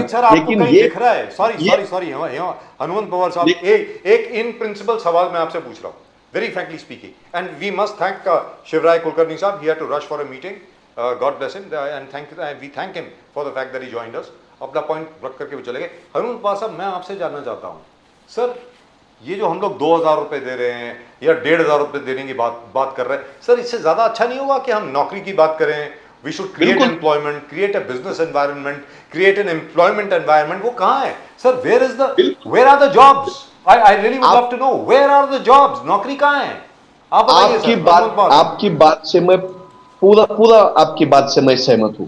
जब कांग्रेस का मैनिफेस्टो आया था, इंडिया अलायंस का मैनिफेस्टो आया था, तो हमने अप्रेंटिसशिप की बात की थी, हमने नौकरी की बात की थी, यहां तक कि हिंदुस्तान में कितने सीट खाली हो चुके हैं जो सरकार ने भरने हैं, इसका भी आंकड़ा हमने दिया था। हमने एमएसपी पे भी बात की थी, अभी भी खाली हमने हमने जीएसटी पे भी बात की थी। जी। तो हम तो बुनियादी बुनियादी चीजों पे ही बात करते हैं। कांग्रेस का वही कल्चर है, हम इमोशनल बातें नहीं करते, झूठे तो हम वादे करते ही करते नहीं है। 500 रुपए को हम गैस देने वाले थे, तो कर्नाटक में हम 500 रुपए में गैस देते ही देते हैं, जो बोलते हैं वही हम करते हैं। लेकिन मेरा कहना यह है कि लाडली बहना पे अगर हम बात करते हैं तो मेरा एक ही सवाल है, शिवराय कुलकर्णी साहब को जब जब इस चर्चा में बोलने का मौका दिया तो एक सेंटेंस उन्होंने झूठ बोला है। अभी भी उन्होंने कहा है कि कांग्रेस के लोग कोर्ट में चले गए। मैं शिवराय कुलकर्णी साहब से पूरे होशो आवाज में पूछता हूं कि कौन है भाई कांग्रेस का लीडर ऐसा जिसका नाम आप बता दो कि जो इस योजना के खिलाफ कोर्ट में गया है। उठना झूठ बोलना बिल्कुल नहीं। हमारा कहना यह है कि लाड़की बहना को आप इलेक्शन के पहले 1 महीना ही आपको उसकी याद क्यों आई? लाड़की बहना के बेटे का क्या करने वाले हो आप? लाड़की बहना के खेत पवार में जो साहब फसल उन्होंने उगती है, 10 उसका स्कीम क्या अनाउंस करते किए हैं। पवार साहब, हनुमंत पवार साहब, 10 स्कीम, लाड़की बहन योजना है, मुख्यमंत्री युवा कार्य प्रशिक्षण योजना है, 10 लाख स्टूडेंट्स को तो 10,000 स्टाइपेंड देने वाली बात है, 8,000 डिप्लोमा होल्डर्स को देने वाले, अन्नपूर्णा योजना वो फैसिलिटेट करेंगे, हायर एजुकेशन फ्री जो गर्ल्स महिला जो बच्चे हैं हमारे, हायर एजुकेशन फ्री, गुलाबी रिक्शा, यानी 10 स्कीम्स अनाउंस किए हैं पवार साहब, एक नहीं है। एक लाड़की बहनों ने और एक लाख शिंदे जी कहना कि हम हर परिवार को टच करेंगे। इसके लिए 9,760 करोड़ रुपए जो पता नहीं कहां से आने वाले हैं, वो ये सरकार कहां से लाने वाली है यही बताना चाहिए हमें। अगर ये अदानी साहब को आगे के 25 साल का अगर टेंडर देते हैं पावर सप्लाई का, जहां से सरकार की तिजोरी में पैसा आता है जो गरीब लोगों की योजना के लिए खर्च करना पड़ता है, ऐसे उद्योग तो ये सस्ते में अदानी अंबानी साहब को बेच रहे हैं और इधर तो योजना के नाम पे एडवर्टाइजमेंट कर रहे हैं। तो हम कहते हैं कि गरीबों के लिए योजना चाहिए ही चाहिए, स्टाइपेंड देना चाहिए, लाडली बहना को पैसा भी देना चाहिए, नौकरी भी देनी चाहिए, स्कूल भी सस्ता होना चाहिए, फीस भी नहीं होनी चाहिए, महिला की सुरक्षा भी होनी चाहिए। लेकिन वो होगा कैसे, ये सत्ता में बैठने वाले लोग बोलते ही नहीं है। 9,760 करोड़ रुपए कहां से आने वाले हैं, इसका जवाब ही नहीं दे रहे कोई। सर, जब 2 लाख करोड़ से ज्यादा का एक इमीडिएट आपके ऊपर अगर कर्जा है, इन टोटल जो 4.5 लाख करोड़ हो चुका है, by the way 4.5 lakh crore हो चुका है हनुमंत पवार साहब, मैं आपसे कह रहा हूं, उसके ऊपर जो इंटरेस्ट लगेगा, मतलब दिल घबरा जाता है सोच के, वेरी फ्रैंकली स्पीकिंग। लेकिन यहां पर let me clarify Hanumant Pawar साहब, 1 सेकेंड, अब आप भी सुनिए सर, द्विवेदी जी सुनिए जरा ध्यान से। ये बात है, कब की बात है यार, ये एक सेकंड, ये बात है 2021 की, दैट्स राइट। पुष्कर में राहुल गांधी जी ने पूजा करवाई थी, पूजा में गए थे पुष्कर में, नहीं 2018 में, सॉरी, नवंबर 27, 2018 राहुल गांधी जी पुष्कर में, जो ब्रह्मा जी का सिर्फ एक ही मंदिर है पूरे हिंदुस्तान में, यानी वो पुष्कर में है, वहां पर लिखित में दिया गया कि राहुल गांधी जी का गोत्र क्या है। उन्होंने खुद लिखा है कि वो दत्तात्रेय गोत्र के हैं और कश्मीरी ब्राह्मण हैं। I think that should settle the entire matter very frankly. जब राहुल गांधी जी की कास्ट पूछी जाती है, उन्होंने खुद कहा है कि मैं कश्मीरी पंडित हूं, कश्मीरी ब्राह्मण हूं और मेरा दत्तात्रेय गोत्र है। This is for the information of our viewers. तो ये बार बार पूछना राहुल गांधी जी के नाम के ऊपर, उनके पिताजी के नाम के ऊपर, I don't think that is in good taste. We should not talk about that, very frankly speaking. And as you know, I have always try to correct people. ये आप दोनों के लिए मैं जरा आपको बता दूं, बार बार फिरोज गांधी जी के नाम को लेकर के न जाने क्या क्या अटकलें लगाई जाती हैं। फिरोज गांधी जी की बहन का इंटरव्यू मैंने किया है भाई, 93-94 में। Maneka Gandhi ji introduced me, she used to live with her over here in Colaba, Aloo Dastur. Firoz Gandhi ji की छोटी बहन जो है, उनका इंटरव्यू तो मैंने किया है यार। मतलब ये अब चलिए इस बात को खत्म कीजिए। बोलिए सर, आप कुछ बोलने वाले थे, then I will take the last comments from Dwivedi ji. जी पवार साहब बोलिए प्लीज। मैं आपका ही मैं कंटिन्यू करता हूं आधा मिनट। राहुल गांधी दत्तात्रेय गोत्र से है, राहुल गांधी कश्मीरी ब्राह्मण है, पंडित है, फिर भी ऐसा होने के बावजूद भी वो इस देश में कास्ट सेंसस की बात करते हैं, निचली जाति को इकोनॉमिकली सोशली ऊपर लाने की बात करते हैं। इकोनॉमिक्स और सोशल सर्वे की बात करते हैं। यही बात बीजेपी वालों को पसंद नहीं है।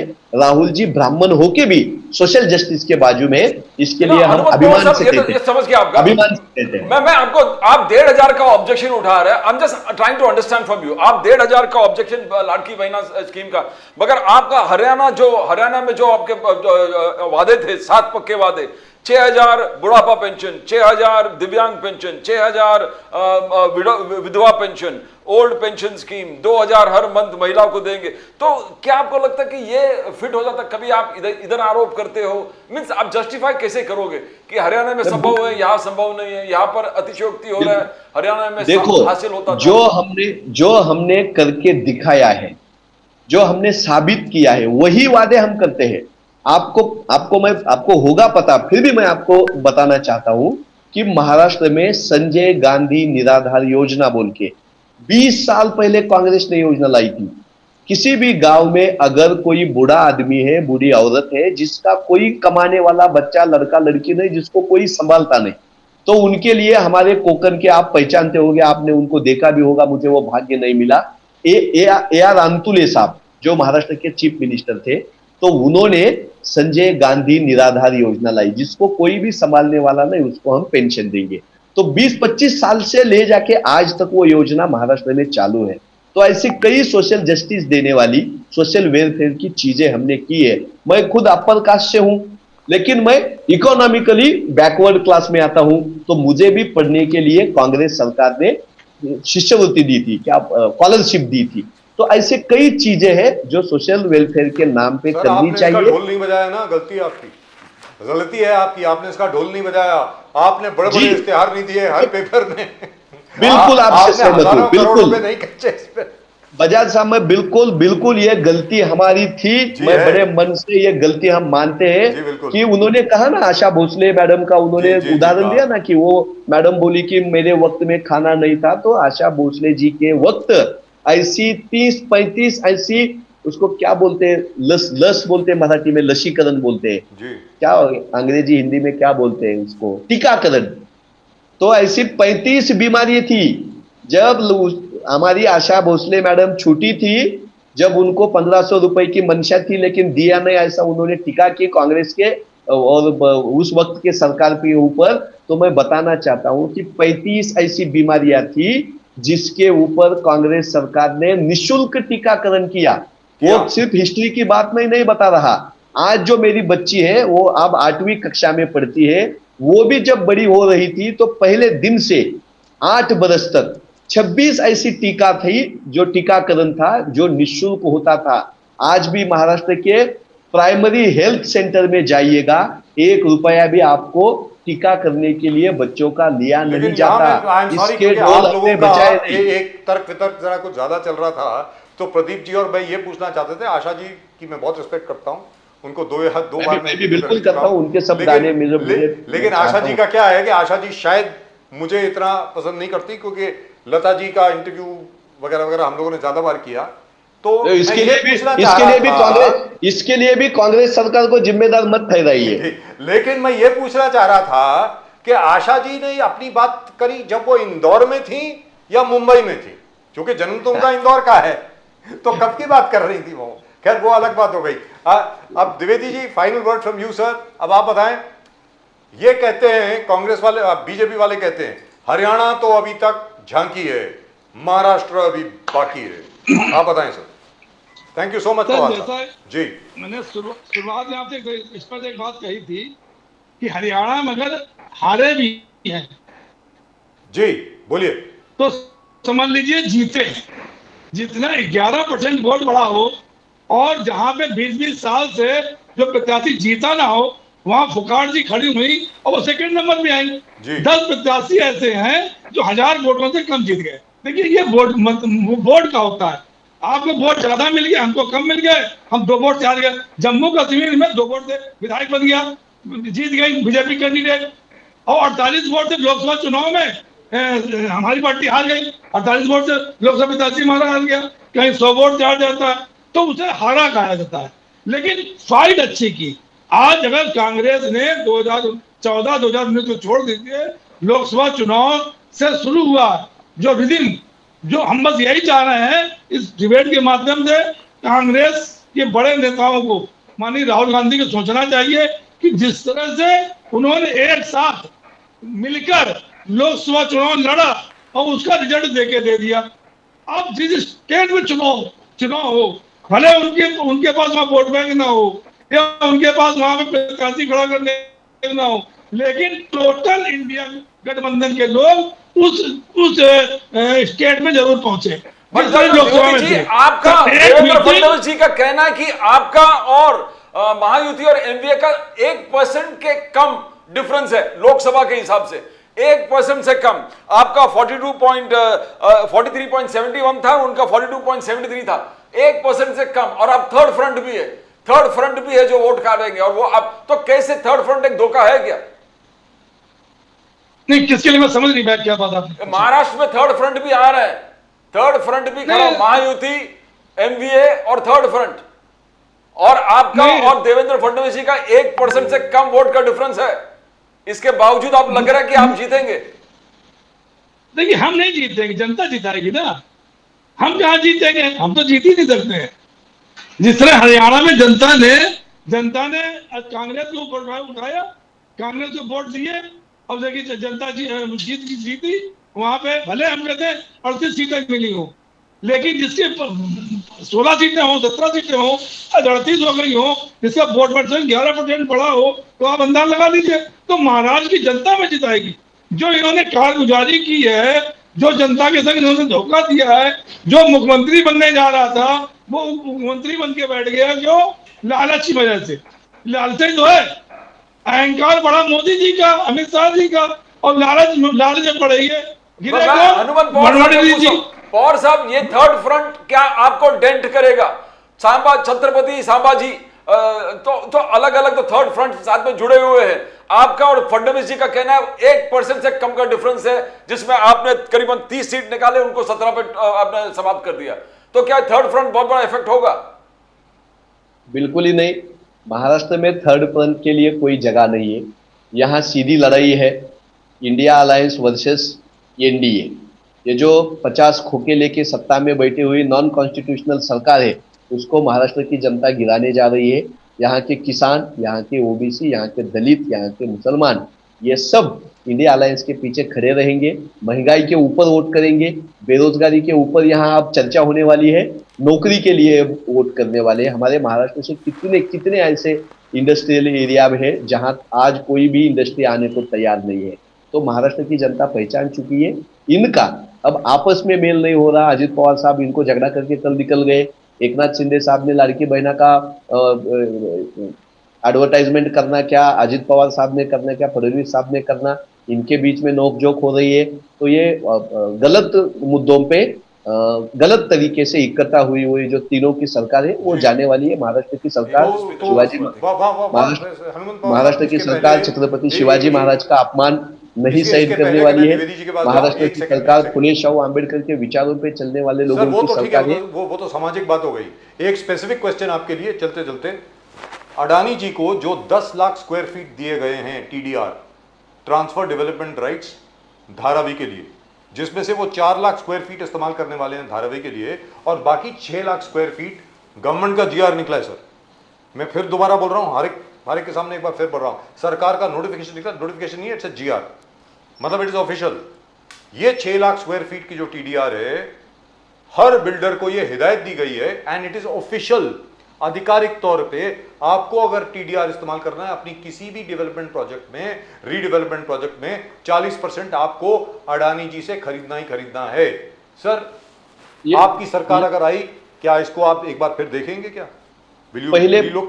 पहले दिन से धारावी का जो प्रोजेक्ट है उसको पहले दिन से कांग्रेस पार्टी का ऑफिशियल विरोध है।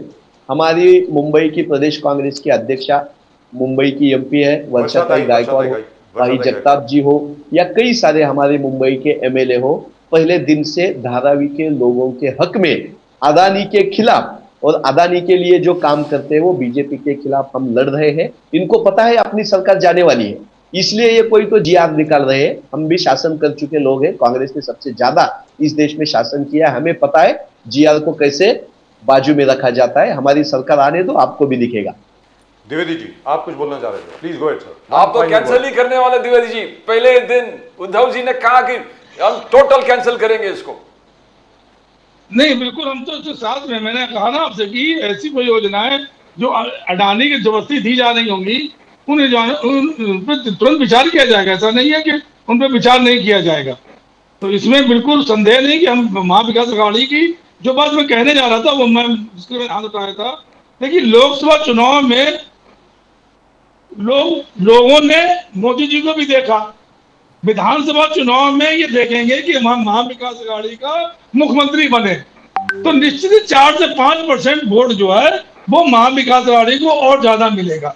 ये हमारा अपना आकलन है, क्योंकि लोकसभा चुनाव में वो वोटर थोड़ा सा पीछे हट गए थे कि नहीं मोदी जी को बनना है इसलिए मोदी जी को वोट देना, इसलिए उन्होंने एनडीए वोट दे दिया। लेकिन अब चूंकि फैसला होना है मुख्यमंत्री का, तो वहां की महाराष्ट्र जनता, जो मुझे लग रहा है, जो मैंने देखा है, 4 से 5% वो ज्यादा पड़ेगा पिछले लोकसभा चुनाव से।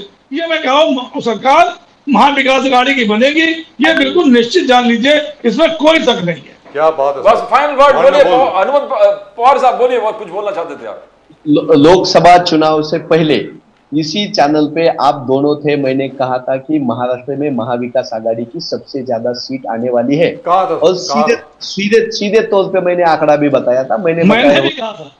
हाँ, तो मैंने बताए हुए मैंने भी कहा था। बिल्कुल, हाँ, मैंने बताए हुए आंकड़े से एक जगह कम आ गई, और वो भी सीट पुणे की सीट है, जो हमें बहुत जी जान से हमने यहाँ झोंक दिया था खुद को, सब कार्यकर्ताओं ने कांग्रेस की, लेकिन हमें वहां जीत नहीं हो सकी। नहीं तो 32 जगह हमारी ऐसी थी जो पहले मैंने चैनल पे बताई थी। अब भी विधानसभा के पहले आप लिख के ले लो, 100 के बीच में महाविकास आघाड़ी इनको आगे जाने नहीं देगी। भारतीय जनता पार्टी, एकनाथ शिंदे की शिवसेना, अजित दादा की राष्ट्रवादी 100 से कम सीट पे जीतने वाली है, और 188 सीट पे इंडिया अलायंस जीतने वाली है। आप लिख के ले लो, महाराष्ट्र की जनता में हम वोट जाते हैं, 188 seats. Wow, isn't that wonderful? Fantastic. Right, gentlemen, thank you very youth much. में- एक बार फिर आपको चलो, नवरात्र की चलो। और विजयदशमी की बहुत बहुत बहुत बहुत शुभकामनाएं। Thank you so much. नमस्कार। You know, we still couldn't get an answer as to who's paying for Jarange Patil's rally. that even the intelligence of Maharashtra, the what do you call it, the CID, has not been able to find out. You know that's what I try to tell all these chaps from the Congress and the Indian Alliance. They always fall into the trap of the BJP. What did Mr. Shivarai Kulkarni do? He just mentioned a little bit about Rahul Gandhi's caste, and that was it. The whole discussion got diverted into what is Rahul Gandhi's caste.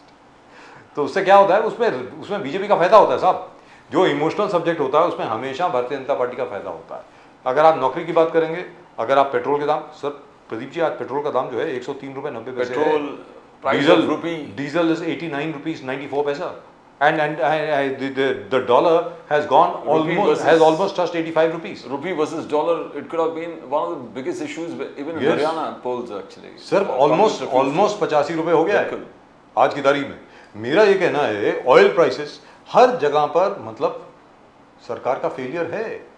You can't get away from it, it is looking you right in the face. लेकिन बीजेपी हमेशा कोई फुलझड़ी बीच में छोड़ देती है। There I can tell you, their spokesperson are very clever. They always do something like this and boom, everything just explodes, that's it. Now I hope they find some success with regard to the election commission, but I doubt it very much. मुझे नहीं लगता, क्योंकि प्रदीप जी लोगों को ये याद नहीं है, and rightfully speaking जो कांग्रेस के प्रवक्ता हैं उनको ये बात सामने लानी चाहिए थी। ये 99% चार्जिंग वाला जो मैटर है ना सर, इशू जो है कि ईवीएम मशीन जो 99% चार्ज हैं वो हमेशा बीजेपी का ही वोट बाहर निकालती हैं, ये मध्य प्रदेश में भी कंप्लेंट लाई गई थी। तो why didn't they do it over there? I mean, Rahul Gandhi, apart from not believing and going to the election commission, also said, मैं सत्य शोधक कमेटी ऑर्गेनाइज कर रखा हूँ to find out the internal disturbances within the Congress. That's So right. they're coming to facts. You know, they're realizing that things were within fault. The fault lines lie within them, and they are slowly coming to the rightful conclusion that यार हमारे आपस के झगड़े बहुत हमको नुकसान पहुंचा लिया है।